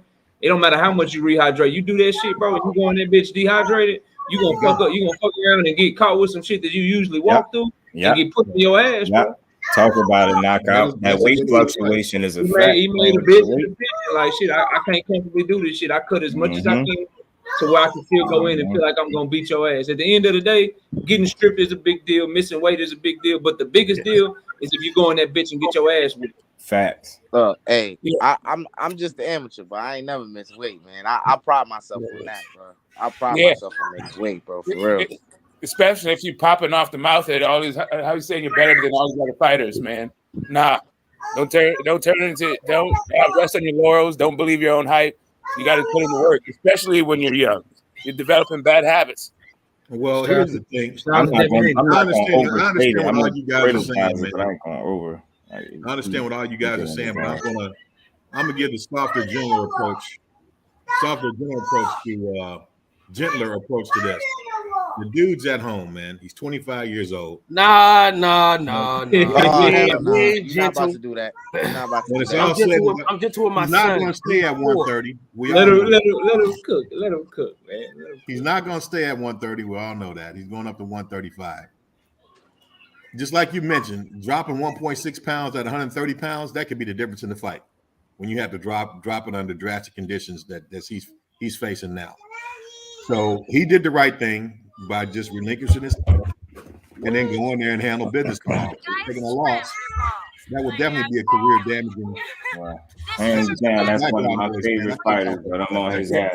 Right? Yeah, I know it's hard for. Hey, Gus, I know it's hard for you. I know you like Shakur a lot, bro. Yeah, but I mean, I think everyone can universally applaud his decision to not compromise his health once he comes in a pound and over a pound and a half on the day of the weigh-in. But the point is, that didn't just happen today, right? He didn't just decide, like, you know, I'm just forget it. I'm going to miss. Like, it seems to me that at some point in his training camp, he decided that it wasn't worth it to go the extra mile it takes to be a professional. I think, you know what? I mean, see, it happened today, though. That's tough. The question is it happened because today, we really though. don't know. But I know he should have made weight. I know that shit. Well, he just made a post, and he was saying, like, today, nigga, he just couldn't make it no more. Like, his body wouldn't let him.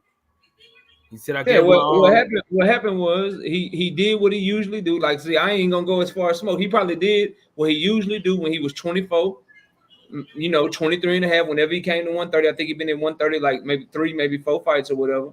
He did what he normally do. And what he used to do at 24, even though it's only 1 year, what he used to do when he was 23 turning 24 to cut weight and make 130 successfully, it don't work at 25 years old no more. So he tried to do all the same shit. Okay, I'm gonna do the same regimen. I'm gonna do the same shit. I'm gonna do all this shit. And then he realized, oh shit, I can't make the weight. I'm down to my final cut because they cut in stages, bro. They don't cut it all in 1 week. They cut in stages. So he got to his final cut and he like, God damn, bro, this shit ain't coming off like it's supposed to. And I ain't got no more water in my body. I already been eating fucking rabbit food and drinking water and cutting water for myself and shit. And it still ain't coming off like it used to. So do I want to really just do some fucking, do I want to be Jaime Munguia? Do I want to be fainting at the goddamn weigh-in? People waving towels and shit around me and shit. Is that what I want to do? Do I want to be Miguel Berchelt, who all of a sudden came Oscar Valdez and came Nakathila, my goddamn chin? I used to be a warrior and shit. I used to be a buzzsaw, but I was so goddamn big. I'm 5'10" with a 73-inch arm reach out this bitch with the dimensions of a middleweight, but I'm making 130 this whole goddamn time just so I can have an advantage. But now all of a sudden, I get older. I can't cut the weight the same. I still make the weight, but now all of a sudden, people touching me, just blowing on me, and I'm fucking falling down and getting hurt and shit. So he ran the risk of doing that shit, bro. He did what was right, man. I ain't gonna say that he was undisciplined. He just probably tried to do the same shit that he do every other camp, and the shit don't work because he older now, bro. No. So here's the thing. Let me ask you a question. Hold on. Before you ask the question, I just want to respond to what he just said before you change it with a question, right? So just straight up, I didn't say that it was undisciplined, but we, just like the other brother, you seem to be making a justification for it. Like this whole scenario about he did everything he could have done, and that's what it's used. That maybe that happened, maybe that didn't happen. But making weight and not making weight has always been a metric of professionalism. I'm not even talking about whether or not he was disciplined or not disciplined. I'm just talking about whether he was professional. Earlier you mentioned whether he got a nutritionist. You said he was cutting in stages. At which stage did he not know that he wasn't going to make weight? When he was 1 pound over, 1.2 pounds over, 0.4 pounds over? Like, when did he realize that, hey, his weight cut wasn't going its normal way because of his physiology and his age and all this other stuff? All I'm saying is, when we say a guy misses weight, that is universally considered one of the metrics of being a professional. That's all I'm saying, dude. You're 100% right. Here, what I would say to that is this, okay? That would be okay if that all happened in a vacuum, but there are circumstances that contributed to it, that could have contributed to his overweight, being 1.6 pounds overweight. The body has physical limitations. Do you not agree? Does the body have, or does it not have? Man, I want to hear no like we think this way, so I ain't trying to. What I'm saying is that how do we know that he hasn't grown and matured in structure, at 25 years old, that it is just a physical limitation for his body to make 130? How do we know that? And it has nothing to do with him being a professional or not, right? It has to do with the fact that his body. All right. Can I say that? Limitations. I ain't gonna First, I got a question his question. professionalism over a one-time situation, but I am gonna call it how I see it in just a minute. I'm gonna get it, but I ain't gonna overdo it though. I ain't All gonna right, start so the belts overdoing is it. still on the line for Conceição, right? Or no? That's correct. It don't matter because his ass getting beat anyway. Yeah, I He know getting that. I know stopped. he doesn't have He ain't Talk getting your beat. shit, He Justin. getting stopped. He getting I knocked out. be right Also, back. look. Man. I gotta go get my Also, look. little man. So we I giving gotta cook Shakur my this man. pass, right? Get my little man. We giving Shakur this pass, right?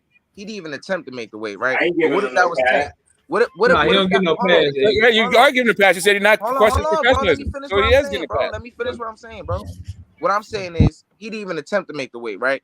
But Tank attempted to make the weight. Imagine if he didn't attempt to make the weight, how he would be getting crucified and shitted on and all type of shit. I agree with you. 1.6 pounds is a hell of a pound. David Benavidez gets crucified for that shit. 1.6 is a ton of, especially at 130 pounds. How the fuck is that fair to your opponent? Be like, okay, yeah, fuck it. My body is big, my physiology is big, but you know what? I'm the 130-pound champ. If I come in this bitch a goddamn, lightweight Olympic for the Olympics, then yeah, it is what it is. Give me my paycheck. I'm rolling out. Like, how the hell is that professional? Like, I don't understand this whole You're thing. right, Like, bro. You're right. You're right. The only thing that I think was smart, but was him not trying to make the weight once he blew it. You know what I'm saying? On making weight the first time. Once you realize how much you was over trying to make weight, that would have been stupid. So I think that was smart. But I 100% agree, and that's why I came on like I came on. I just knowing how disciplined he was, I think he made a miscalculation. But you all right. It's his job to know that shit. So it's still no excuse. I just don't think he was out this bitch not working hard or not trying to make the way. I just think, shit, bro, like being professional is part of knowing that your shit is fucked up. It's part of knowing that, hey, I might need to do something. So even not knowing, you still guilty. It's like a boss at a job and shit. Like the job that I have, like it's my job to know certain shit. So if my boss come to me asking me what's this and what's that, me not knowing is not an excuse, bro. It's my job to know the shit. So it's his job to know what's going on with his body or his physiology and all that shit. So he don't get no excuse. Only thing that I will give him is that he did make a smart decision by not trying to make the weight when he realized he was so much overweight. But missing weight for whatever reason, bro, then that you get no excuse for that. I just think that the reason is not, oh, he partying too much. Oh, he undisciplined. That's what I'm saying, bro. I'm not saying that. Yeah, me too. But he was in the club drinking though. I don't know about none of that. I don't know. And there's videos, bro. So I ain't and you still saying you gonna be biased, Kyle? Like, why you wait to tell us that, bro? Listen, I'm talking shit though, bro. Like I love the guy. You know what I'm saying? So I be trying to, I gotta be real though, bro. Like at the end of the day, I'm not gonna bash him because I don't bash niggas for missing weight when they can make the weight. You know what I mean? Listen, I don't think David Benavidez should have been stripped of his title, right? Because that shit was during COVID. I think they should have gave him a pass for that. But I don't get on Tank for missing weight that one time. I mean, shit happens, man. Players fuck up too. But at the end of the day, though, we can't make excuses for the nigga. You know what I'm saying? Like, he was drinking, he was partying. Yeah, I didn't know that. Now my mind keeps changing, bro. I didn't know that. I don't be following them people on IG and shit like that. I don't have IG. Wait, you talking about during camp? I didn't say doing that, camp, bro. So I don't really think that. I didn't say during camp. I don't know. I don't really think. I didn't say during camp. But if your lifestyle isn't a boxer's lifestyle, you ain't never seen Terrence Crawford drink, and you ain't seen Terrence Crawford miss weight. X on his fighter shit. X like, I'm a fighter. I ain't trying to hit that shit. You make weight. Yeah, like for me, exactly. We've seen Spence not only drink, flip his car, balloon up in weight, and he still made weight. Yeah, still made weight. And still, and we talk about the fight, the performance he had. There was a goddamn war after all that shit. Like, come on, man. Right. Smoke ain't trying to hear that shit either. Yeah, man. Like, listen, like I said, we can all universally appreciate and support him in his decision to not jeopardize his health any further by try to cut 2 pounds and then getting punched in the head. Like, I get that. Like, everybody gets that. But to say that, oh yeah, physiology and he's at home and all this other stuff. Yeah, that's that's bullshit. true. That's a justification. That's maybe even what happened. But all that talks about is how you came in, how you're unprofessional. It's all you're highlighting. I hate that this is the fucking conversation the day before Yeah, the fight. bro, it's sad. I'm really looking forward to this fight. You know, man. I don't want to get too off topic, but I hate that. Like, it's another situation. It's two right now. It's two black men that's going through something crazy. With Shakur, he just lost his belts, and Emmanuel, the coach of the Celtics right now, it's crazy, bro. Like, we just getting put out on the forefront for all the media just to attack us, bro. This shit is crazy. Well, you know, Tank Davis is facing jail time too. Oh, that too. Yep, that too.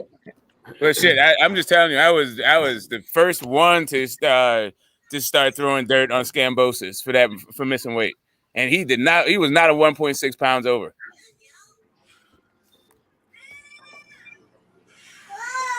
This is sad, bro. You know what I think too with the Cambosa shit, dog? It was because he was doing all that other shit. What's going on, big dog? It was all the extra shit that went along with him not making no weight. You dig what I'm saying? Like, this Shakur shit is serious. He should have made weight. He's unprofessional. I get all that. But I'ma still root for the nigga. I don't really be bashing niggas for missing weight that much, honestly. I didn't really bash Cambosis. I just laughed at him because all the shit that he was talking. All that wolfing. And how Devin Haney called him a fat bitch. That was hilarious to me. Yes, it was funny. I'm saying, I'm disappointed. Because I have been killing people for missing weight. And I've been defending Tank because the stigma that he got the entire time for missing weight. I just like, man, like, come on. Like, at a certain point, like, let this kid live. Like, he had an issue. He got the belt back. He's never missed weight again. There's a time when he came in overweight, but he made weight within a lot of time, or they made a deal or whatever the hell. And let me ask y'all this. Even though I don't really agree with missing weight and all like that, but you know, I want to say this. Like, you know, we all make mistakes as humans, right? You think because of what we've seen from great boxers of the past that we hold every other boxer to that same standard of making weight and, you know, just being a perfect guy, being everything sharp, everything on point. I mean, I don't even think that's like, bro, like holding. So to me, holding fighter accountable to making weight is the same as if you're supposed to be to work at 9 o'clock, you gotta get to work at 9 o'clock and shit. Like, that's just something you're supposed to do. That ain't really even no high standard and shit, bro. Right. They already don't give us the fights that we want to see, bro. Like, we already begging for fights and shit, bro, that we supposed to already get. Like, think about it, bro. Terrence Crawford and Sean Porter was a mandatory defense, bro. Like, that's a fight that should just happen just because, bro. Not some shit that we have to wait for. You know what I'm saying? Like, it was just some big ass deal. At the end of the day, bro, that's just a regular fight back in the day, bro. That's all that shit is, a regular ass fight. But today, because of how boxing is moved and shit, now this shit that's considered a big ass fight. So at the very least, bro, you can make weight. Like, I don't even think there's no high ass standard to the fighters, because the fighters back in the day, they fought 4-5 times a year, bro. That would be holding them to the same standard. The fighters back in the day fought way tougher competition than these fighters fight nowadays, bro. So I don't think we hold them to no standard. I just think, bro, like, if you say you want to fight at a weight, then make weight. Otherwise, fight closer to your natural weight, bro. What's happening is dudes just trying to shrink down for advantages and shit. Just fight it closer to your natural weight, bro. You could have been fighting 135. Nobody said you had to go from 126 to 130 to 135. You could have went from 126 directly to 135. There's no rule that says you can only jump one weight class at a time. Hell, I just watched Jesse Bam Rodriguez jump up 2 weight classes and fight one of the best in the division 2 times in a row. So shit. Yeah, well, if you gotta be at work at 9, you gotta be at work at 9. That means I'm gonna keep it real with y'all. You know why I think he missed weight, bro? What's that? You gotta be at work at 9. That means you don't get off till 5. So what you doing on the internet? Huh? If you don't go to, if you don't have to be at work till 9, that means you don't get off till 5. So what you doing on the internet? Better be a break time, right? It's called professionalism. Well, I'm not a professional, but listen, I'm gonna tell you this. I don't think he took this dude serious, bro. You know, and that's I don't know, man. I don't like this shit. I'm gonna be honest with you, man. I don't like it because it's him. You know what I'm saying? I don't like him missing weight because it's him. You dig what I'm saying? Yeah, I get you. Yeah, because it's Shakur. His whole thing been like what everybody said about him. He a gym rat. He stay in the gym. Right. That's a fact. He always working hard and shit. Like that's why it's so hard to swallow. It's out of character for him. It's like Shakur, out of body type. like you missing weight. You bullshitting on the scales. Not you, dog. Not you, bro. Yeah, it just I can tell you, if you've been in like situations where you have to stay extremely focused, for some people, the Achilles heel for that is when you get home. When you get home around family that you haven't seen, you know what I mean? So, I mean, I'm just coming from a different perspective because I'm older than you guys. The bottom line is that that's just a natural human tendency. It may not be a positive one, but it's reality. You know, this is a cold world that we live in, especially when you come in and operating in this world as a black man with our demographic. When you do that, you deal with a lot of different stresses and realities that most people can't even imagine. And so when a guy comes home and he feels home, he feels safe, he feels that love from his family, you know, it's very easy to fall into that and relax yourself and just, you know, let some of that stress go and just be who you were when you grew up in the hood. You know what I mean? So I fully understand, you know, 1.6 pounds. I don't think it has anything to do with his professionalism. It just has to, it reflects on his humanity if he did it from an emotional standpoint. and physiologically, if that's the limitation there, it just shows that, hey, he's had a physical limit in his life as he's growing up and feeling into full manhood in his full body. Now, is there a negative aspect to it? Of course, right? He didn't make weight. He didn't make weight. But I don't care whatever. Even if you break the law, man, there's always circumstances around something that could have caused you to, or persuaded you, or you know, had some type of impact on you breaking that law or not providing. All right, Mr. Mike. Man, no disrespect, OG, but man, I ain't trying to hear none of that, bro. I hear you. I know you're not trying to hear. I ain't trying to hear none of that, bro. Because if you break the law, it just whatever happened, you still going to jail, bro. Can't nobody go to jail with you. But I'm saying you bringing up his hometown, you bringing up all these excuses, bro. Well, last time I checked, Gervonta Davis and Benavidez can't even live that down, bro. So if you got to hold everybody to the same, it don't matter if it's right or wrong. Just like if you was right or wrong because you went to jail, don't matter. Right? Nah, bro. It's just the same. We're just keeping the same energy for everybody. I'm gonna tell you like the Father told us. He did it without sin cast the first stone. That's cool. That's cool and all, but we ain't gonna treat somebody. We not on here talking about. We're not finna. Nah. I'm not trying to hear that shit, bro. I'm not trying to hear that shit. How do we get there though? I'm not trying to hear that, bro. All these people on here talking about, he missed the 1.6 pounds. I'm not trying to hear it, bro. He's unprofessional. He's that's not it. All right, Mr. Mike.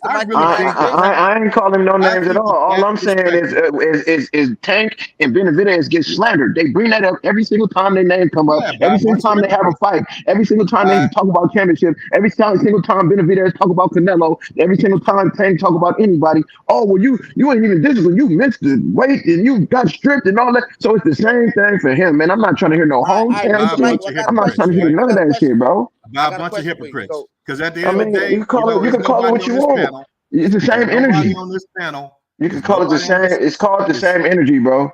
That's what it's called. It's called the same energy. Nobody on this. It ain't personal. It ain't personal. They are professionals. What you know? What the name professional means?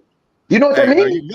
Okay. That means you carry yourself. That means you carry yourself in a certain manner that people who are amateurish cannot. Meaning make weight, meaning stay disciplined. Now, last time I checked, not only did the boy just miss weight, he also been in a street fight that was on camera where he was stealing on females and shit, man. Now, I'm not here to downplay the man's name, but we're not gonna give him no yellow brick road when the rest of these dudes got to deal with that on a day-to-day basis, bro. We're not gonna do that, man. That's wrong.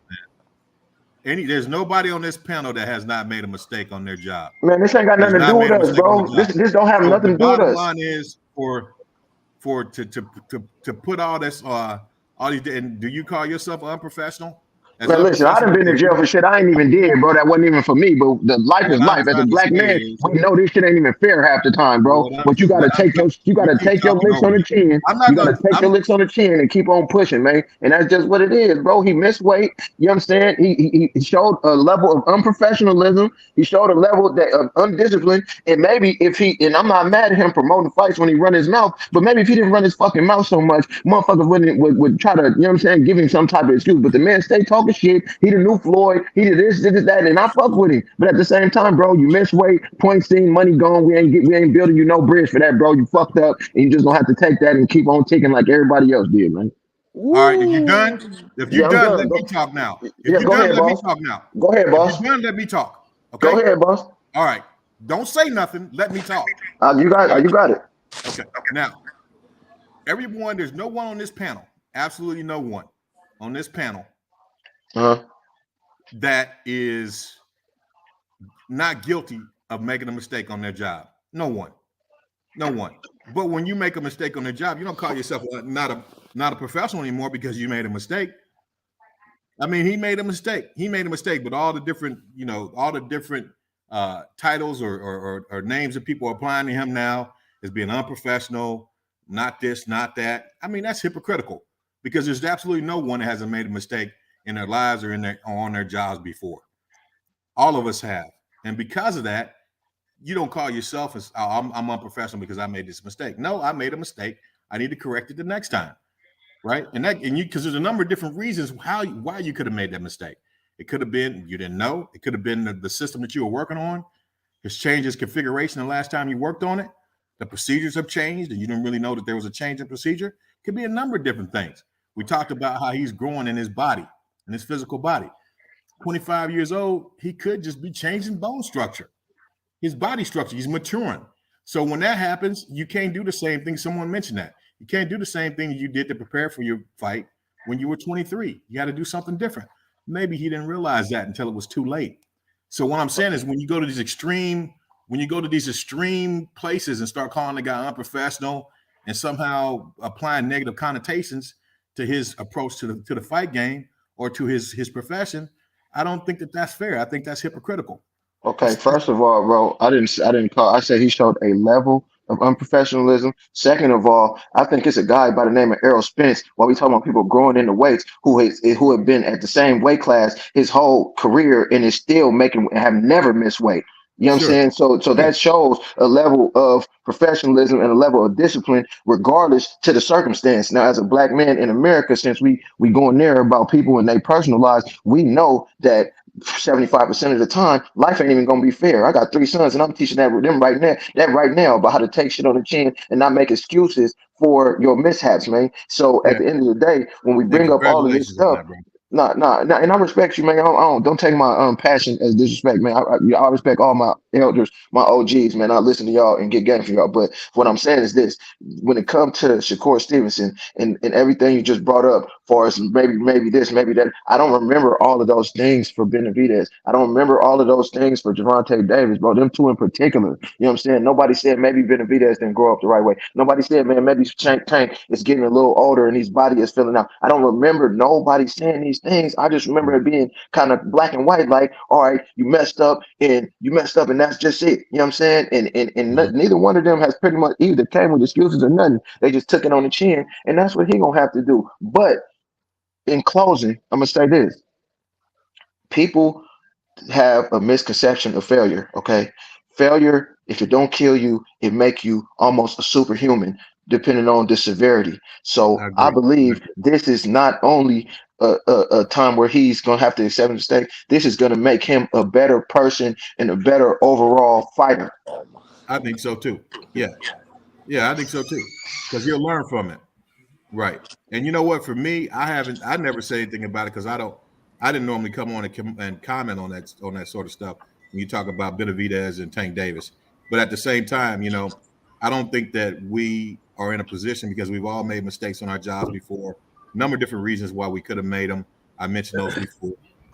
we don't just go and okay, we're not professional and deem ourselves as unprofessional based on a mistake that we made. Oh no, I'm unprofessional as hell at my job, bro. I ain't gonna lie. I just don't think and when I make mistakes, I recognize a mistake. Listen, it's got a hypocritical tone to it.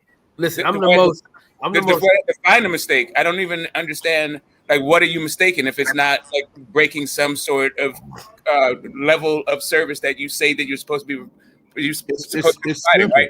Some kind of. If you're in a complex job, hold on a second, because I've never really heard the idea of missing weight being professional, being unprofessional, be characterized as an extreme position. Because, like, really, like I for nobody no other boxer has that been true.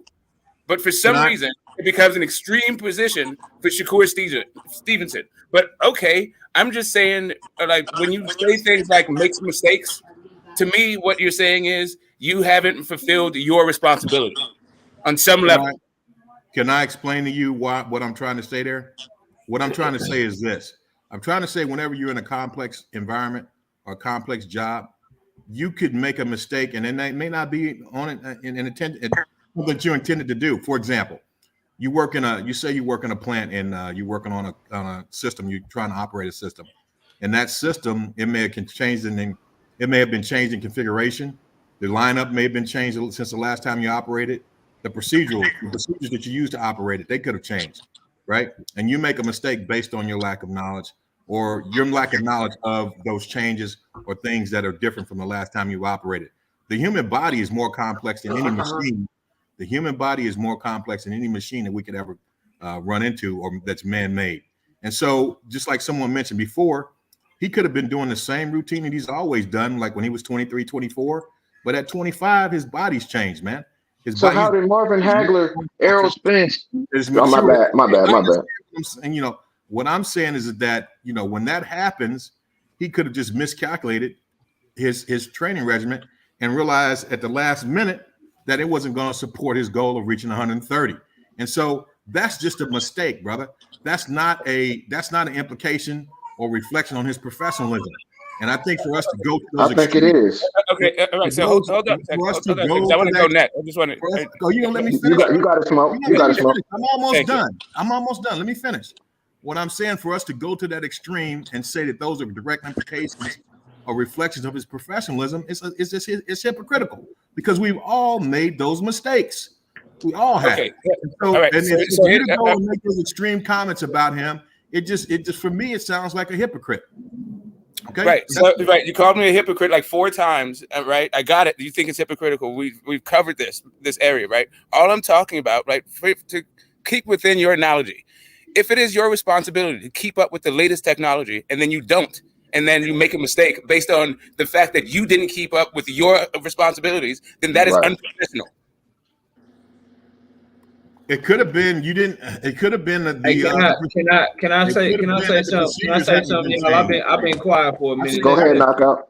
Let me say this, y'all. This is what's going on, bro. And I'm hearing both sides of it. But at the end of the day, this is what it is, bro. When Shakur Stevenson makes weight and he beat Jamel Herring ass, he get all the credit in the world for it. When Shakur Stevenson makes weight and he put on a masterclass performance against Oscar Valdez, he get all the credit in the world for it, bro. You do not get to get all this credit when you're doing shit right, and when you're shining out here, and when you're putting on masterclass performances, and when you got the best connect against percentage in all of boxing, and people talk about how great you are and how you're a generational talent. You don't get all of that, all that credit and all that praise, but then when it comes time for some criticism because you do something wrong, now when somebody want to criticize you, now they a hypocrite. The shit don't go like that, bro. It just is what it is. It come with the territory. It's the old Peter Parker Spider-Man shit, bro. With great power comes great responsibility. So you get the great power, bro. You get all your accolades. You get to fight on ESPN because of how cold you are. You got a top-ranked contract. You get paid hundreds of thousands of dollars to fight. You get praised when you put hands on people that are champions and shit. When you go beat undefeated fighters, bro, you get all of this praise and you get all of these accolades, which you deserve, bro. No one is saying that you don't deserve that shit when you get it. But we can't then flip it on its head and say when he do something wrong, oh, he don't deserve the criticism that come with it, bro. The shit go both ways for everybody, bro. He ain't getting nothing come before him, bro. This is just what happens when fighters don't make weight. And it's not hypocritical for someone to point that out or for somebody to criticize that, because that is what is supposed to happen. If a fighter don't make weight, if a fighter don't seek out the best possible competition, if a fighter refuses to fight a mandatory defense, if somebody goes and gets a franchise belt, there are certain things that you do within the sport of boxing, within the realm of boxing, that deserve to be criticized. Just like there are certain things that you do in the sport of boxing, in the realm of boxing, that deserve to be, respected and given praise to, bro. That's how this. That's how check this out. Let me say it just this is what it is. That shit, bro. Let me say this. It would be hypocritical on to your not do job, so. when you make a mistake, don't you get penalized? Don't they talk to you about it? Don't they say, hey, this is a write-up?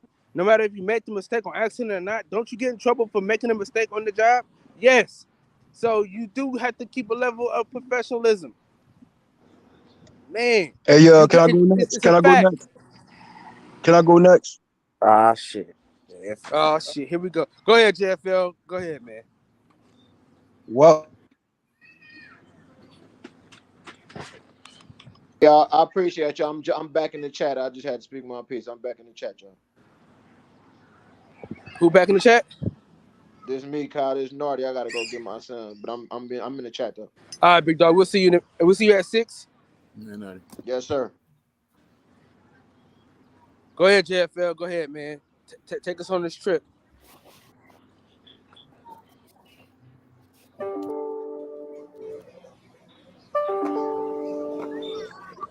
I think he's having issues. I think he may be. You gonna say something or what, bro? Duck. I think he may be having issues with his connectivity. Go ahead, Knockout. Go ahead, man. Finish your statement. Nah, bro. I was done. Overall, it's just fighters are supposed to get credit when they deserve credit, and fighters are supposed to get criticism when they get criticism. Just like Shakur Stevenson winning Unified, he got credit for that shit because that's what a fighter is supposed to do. Shakur Stevenson didn't make weight today. That's something that a fighter does that deserves to be criticized, so he deserves the criticism today. That's it. That's all, bro. Nothing else. Nothing deep. You know what I mean? My thing is, I think the boxing has changed, in the perspective and the approach to boxing has changed quite a bit. Where if you're not, 22-0 or 42-0, then you're considered a loser. The amount of criticism that you get for 1 or 2 losses on your record is definitely not what I'm used to seeing when I grew up and I watched at 10 years old or 9 or 10 years old. I watched Wilfred Benitez fight Sugar Ray Leonard for the first boxing match that I ever saw. It was okay for fighters back then to have a couple of losses, right? But now we're in a society and really a boxing community that's hypocritical, in my opinion, because you get a fighter that takes 1 or 2 losses gets all types of criticism, right? Not realizing that that's just part of the journey when you challenge yourself in life. That you're gonna have some failures, but through those failures you get strong, you become a better person if it doesn't kill you. I think someone else mentioned that. So I mean, for me, the reason why I have the perspective that I have is because I've been on the planet a little bit longer than you guys. And I have one thing that I've done is come in contact with my mortality. I've come in contact with my mortality. I think you don't do that until later on in life. But once you come in contact with your mortality, that eventually forces you to come in contact a little better with humanity. Okay, I see what you're saying. Can I add on to what you're saying? When you are a human being, then you have certain limitations. You have certain faults and failures that just come with living this life, right? Can I add to what you're saying? For me, I can look at that individual. I can look at the fact that he was 1.6 pounds overweight, and I can say, you know what? There's circumstantial evidence that has to also be taken into consideration. And then I also understand that that's just part of it. All right, bro. Can I go? You've been talking for a minute. I want to just add on to saying, I'm almost done, man. I'm almost done. But go ahead. You've been making a lot of points, and I've been quiet and I've been listening. Can I just add on to what you're saying? Go ahead. What I'm trying to understand is what you're saying. You're saying that fighters should be allowed to make mistakes so they can learn from them. Is that what you're saying? I'm saying that's a part of life. Right. Yeah. Okay. I'm saying that's part of life, and because you do that, then that should not be okay. All of a sudden, you're just unprofessional type of. I just want to clear a couple of things up. Right. First off, I think we're the same age. If you were 8 or 9 years old during the Wilfred Benitez fight, just straight up.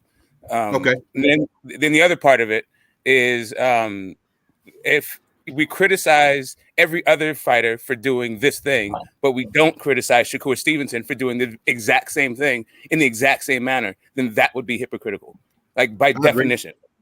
I agree. And this is the thing about it, bro. Like we love Shakur Stevenson. He has to be held to the standard because of his skill level, bro. We have to hold him to that. We gotta hold him to that because if we don't hold him to that level, he gonna end up being Adrian Broner, and nobody wants him to be Adrian Broner. No, he's definitely not gonna be Adrian Broner like that. He's not gonna be Adrian Broner. So we gotta make sure that we hold him to the standard in which his skill level presents to us. Yeah, I don't see him becoming Adrian Broner. Also, the first fight I watched was Rumble in the Jungle. So that's the other part. What was that? The first fight I watched was Rumble in the Jungle. I had the whole like rope a dope, skip rope, growing up, whole thing, man. NOI stuff.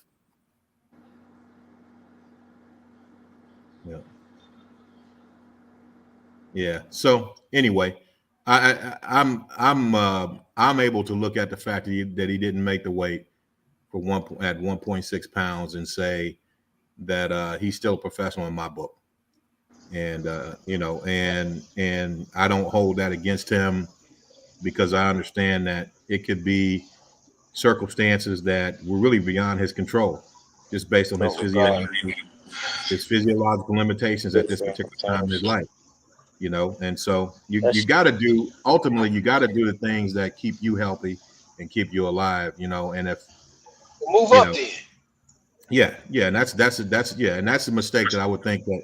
Well, Mike, he just moved up, though, Mike. He just moved up, not even 3 fights ago. Right. So I'm just saying, it's an excuse to me, and I'm going to tell you why. Because I'm a Shakur Stevenson fan. I watched Tank Davis do this same thing, too. And I gave him heat for it, and I'm going to give Shakur heat for it. Right. I can't just look over the fact that he missed weight, and he's a bigger guy than those other guys. If you look at him stand next to Tank Davis or Devin Haney, you see how tall he is compared to Devin Haney? They're pretty much the same height. He's pretty much the same size as Terrence Crawford. I don't have any excuses for the kid. I like the way he fights, but at the end of the day, he got to make the weight because he got those 2 belts to pay for. He got the belts for a reason. So I can't just give him an out on that and then be like and act like I don't see what I just seen. And also, Mr. Michael, also, when you seen Benavidez and Davis miss weight, what was your response to that? Well, I mean, I really didn't have a response because I wasn't on the internet like I am nowadays. Oh, okay. I didn't have an official response, but I looked at it as okay, it's a bad thing that he didn't make the weight, but I wasn't going to attribute that to strictly to his lack of professional, I wouldn't say, okay, it's not professional. It's not professional when you don't make weight. Okay, I understand that. However, what I'm saying is that I'm not going to put the tag on him as being unprofessional as a result of 1.6 pounds. It's like I didn't do it with Tank, right? Because I understand, I'm old enough now to understand that the body has certain physiological limitations. And as you grow and as you get older, maintaining a certain weight, especially an extremely low weight like that, can become at some point untenable, something that you cannot physically do, and remain and maintain your health. So I'm more of a holistic type of approach on it, right? I can see that 1.6 pounds, not a good look, but that man is still an Olympian. He's still a young man that's growing. I'm not gonna place the tag on him as being an unprofessional fighter based on this. I'm not gonna do it because I think that's extremely hypocritical. That's my opinion. All right. So what if he does it again, like Tank? I respect it. I just don't agree with it, but I respect it. So I mean, really, it's just a matter of degree, right? So I didn't really say that. I just said missing weight was unprofessional. I didn't say that he overall was an unprofessional guy. This is just unprofessional behavior, right? I mean, I feel like just like with the Tank thing, and David Benavidez, we can mention it forever because those things are unprofessional. But that doesn't mean that he's always going to be unprofessional and like he's going to be missing weight every fight and we need to bring it up every fight. And I'm like, that's not what I'm saying. Like it's like a permanent sentence or some sort of stain on his soul. I'm just saying that missing weight is unprofessional. And whatever the reason that you missed weight doesn't make it less unprofessional. Salute to everyone on the panel. I had to get in on this. Salute Mr. Fowler, Smoke, and yes. Hey, salute to everybody. I'm chomping at the bits right now, listening to this. Get on. Yeah. Listen, man. Know this, that no one on this panel thinks the same way, have the same views. We're not going to come to the same conclusion at all times. It don't always work like that. You know what I'm saying? So when you have people like me, may look at it like this. You know what? The reason why I may feel the way Mr. Fuller do, I have my reasoning. It may be a little bit different from his, but at the same time, we can see eye to eye after having a conversation. You know what I'm saying? And here's my reason why I agree with him, although it might not be coming from the same angle as he. You know what I'm saying? I think about black players on the football teams, on the basketball teams, right? We can't make this about race, though. No. Listen, you haven't heard what I had to say yet, brother. Let him talk. Let him talk. And we see this a lot, right? Where black fighters have been charged with a crime for domestic abuse, right? They get slammed. They get slammed by the Stephen A's and the what the white guy named that sit across used to say what's his name? I forgot his name. Anyway, right, and they bash the black players, right? No matter what they do, but the white player can do the exact same thing and get a pass, right? So after a while, you get wore down, and then it takes you back even further to when, and it might have been distasteful for a lot of people, but it takes us back to the O.J. Simpson trial, right? When we were so happy, so elated that a black man finally got a victory, right? In the midst of tragedy. And we know that part of it was distasteful because somebody lost family members. But on the other side of it, we got a victory. That's what we was feeling. We expressed that. Although some people seen it distasteful. But when you wear people down so long, right? And you look at everything up under a microscope and wonder, why me? Why my people?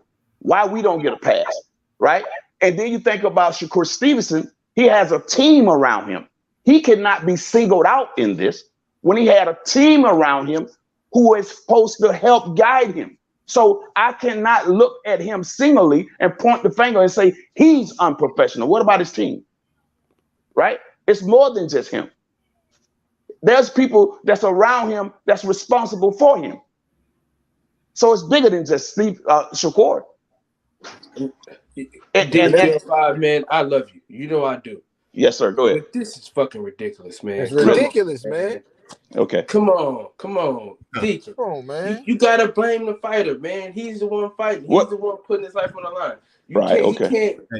We can't put the onus on other people. They're not getting in the ring, putting their life on the line. He is. So he might well just fire his team. He don't need a team then. He don't need a team. Where was he need a better team. Tank, but man? Whose team is it? It's his team. He has the right to hire whoever he needs. So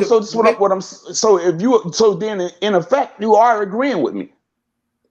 No, it's his fault though. At the end of the day, it's on him. Victim Olympics, man. Victim Olympics. Really? Victim Olympics, boy. Really? But it's all good, man. You know, like I said, I respect everyone's opinion. You know, we're not going to come from the same angle. We're not going to all agree, but I still respect your opinion, whatever it is. It's cool. But again, when some of us has been worn down by this, right? I'm just seeing a similarity in Crawford and Stevenson now. Crawford fans make every excuse in the book for him, and I'm seeing the same thing going on with this cat, man. Tank Davis didn't get none of these excuses. I don't even remember none of this stuff even being brought up with Benavidez and them, bro. I do not remember nobody talking about nobody team, nobody. Can I be honest with you about that? I don't remember none of that, bro. Can I be honest? Cutting his hair, shit, making weight. Yeah, Can I hold on? Can I be honest? Can I be honest with you about Benavidez? Right. Go ahead. Go ahead. Here's the thing about Benavidez when he missed weight. I really didn't give a damn. He's not of who I am, right? I don't really put a lot of interest in what he do or don't do. But the people who look like me, they grab my interest. Those are the ones I'm rooting for. So if this guy miss weight or make weight, it don't make me no never mind. I'm not mad at it. What about Tank? What about Tank? Again, Tank. Listen, I actually praying for not just him, for the young lady who was involved in that. I don't like to see I'm talking about him missing weight, bro. When he missed weight again, it wasn't no big deal to me. Right. If I come on here and say it made a big deal to me, I'm lying to you. It did not make a big deal to me. Right. So I understand what you're saying, right? But where you're coming from, and it is a level of support. I think that I don't know. You can. It is support, but it can become counterproductive if you don't have a standard, right? If you try to hold like one group because you feel like for whatever reason you grant them special privilege that they don't have to abide by the rules that apply to everybody else. Like it just becomes problematic. You can. Where did you get this special privilege from, brother? Yeah. Well, you're saying that you don't care about David Benavidez, what he does, because he's not part of a group that you care about. But the group that both belong to is the group of boxers, right? I guess you really don't. You choose to take and understand and what I'm trying to. Okay, so here's what. Okay, so all right. So then I'll be straight up with it, because it sounds like you're saying the only fighters you care about is black fighters, and when it comes to black fighters, if they break the traditions and the norm of boxing, then it's because the system and the way that black people interact with the system, they should be given some sort of special consideration. If you want to ask me something, ask me a question. Ask me and I'll give you my answer. But don't assume anything. No, that's what I said. That's what my interpretation of what you just said. When you said you're absolutely I do care wrong. about Tank. All right, cool. So you're saying that you do care about other fighters that aren't black. Absolutely, but my interest is about us, right? So what do you mean by when I say interest? I understand this. Okay. I'm finna show you. Okay. I'm finna show you emotionally how I am tied to certain things. I can right now. I support and I love Benavidez, right? But if he was to get in there and fight Charlo, who the hell you think I'm rooting for? Right. Just like when they tell you, just like when a Mexican fighter tell you, I don't care who he's fighting, I'm rooting for Mexico. Bro, Deke, So I got we you. I can't- got you what you're rooting for. I got what you're rooting for. But we're talking about when he missed weight. We're talking about like the It's the standards same of like game, being bro. professional. It's the Right. same game. It's the same game. Just like I love the game of So basketball. really, what you're saying is you just don't care about missing weight. Like I'm just saying, like as boxing fans, like that's a level of. I care, bro. I care to a certain extent. Right. Just And then like, the third hold one, on, okay, what extent do you care? just like white folks will tell you, I'm a Democrat, but to a certain extent. When it comes to the caring extent that about you care. niggas, we stop the brakes right there. We Right, are so- Democrat, so we are what- liberals wait, to so a certain extent. I got you. To the extent that you care about missing weight, right? Yeah, I mean, do you chalk that up to being professional or not?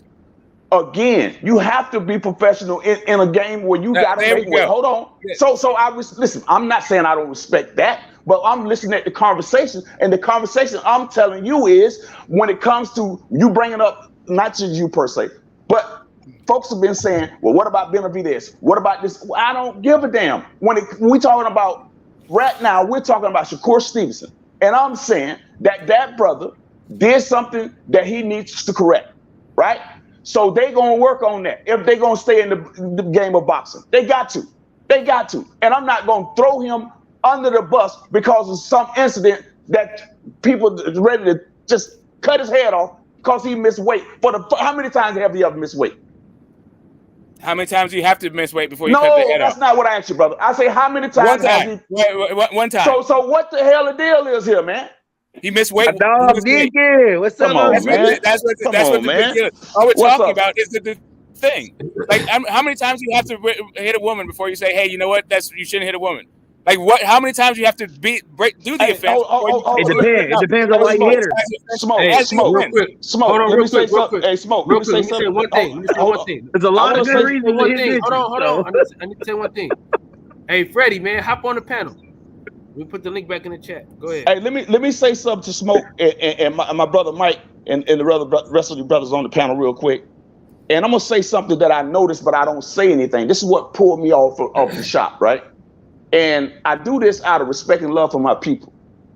But I've been on this earth for a good little minute, and I thank God for each and every day, every hour, every second. Listen to this. I'm not a fool, bro. I peep game real quick, right? Anytime I get on these panels, they call themselves going and get a Mexican agitator to try and agitate me. No, listen what I'm saying, bro. Listen, don't you know I peep game? Listen, don't you know I know you shooting? Because Fred do the same ill shit, right? No, he just hopped No, bro. No, you think? It's not Come a on, bro. conspiracy against you, I don't have nothing to say to you, bro. Listen what I'm saying, man. When I care about my people, Hey, it's you not the a game. most racist motherfucker on this platform, since you did that there, bro, I see where your mindset race at. all the time. You the So I most see where your racist person mindset on at. here. Bro, I didn't ask him to I come see on. where What you mean, bro? I see where your mindset at, my brother. So His You name ain't don't. Freddie. I I'm see not where talking your to him. mindset at. I didn't even tell him to come on, bro. I'm talking to somebody. I'm talking to Box Talk 1-on-1, bro. That's why I was telling him to come on the panel. I didn't tell this nigga to come on the panel. Deacon, calm down, bro. I come on the panel all the time. Hey, I just want to say, man, Kyle, I love you, brother. I love the rest of the brothers on the panel. Although we don't agree right now, that don't mean I don't love you. We can agree to disagree. That's not a big thing. You don't love me because I'm not your skin color? At the end of the day, Shut the fuck bro, up, Max. when it come to us, Nah, bro, fuck that.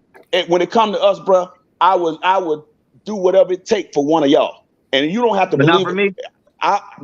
I will show and prove if you ever come out here where I'm at, bro, you good. You feel me?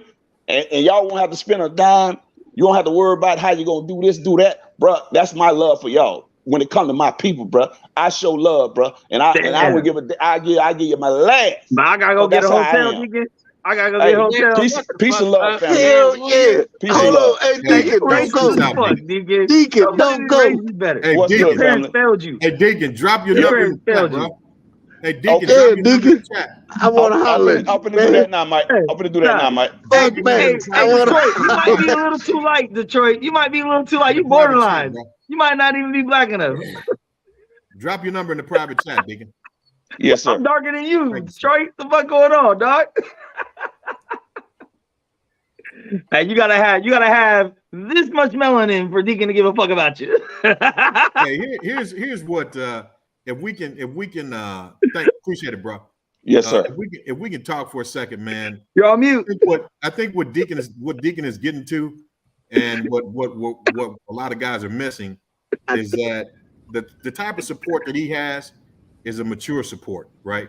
No, mature support. Stop interrupting me, man. that's an immature way of thinking to classify people by race. Talk about my people this, and I don't like Mexicans Mike, coming on Kyle, platforms. y'all, What I'm the gonna fuck sit you back and talking listen. I'm about? gonna get in the Y'all chat and listen, support man. that shit. Hey, I'm That's out the too. problem. I'm out too, Kyle. Deacon, don't leave. Don't Don't leave. motherfuckers Fuck support that. that way of thinking.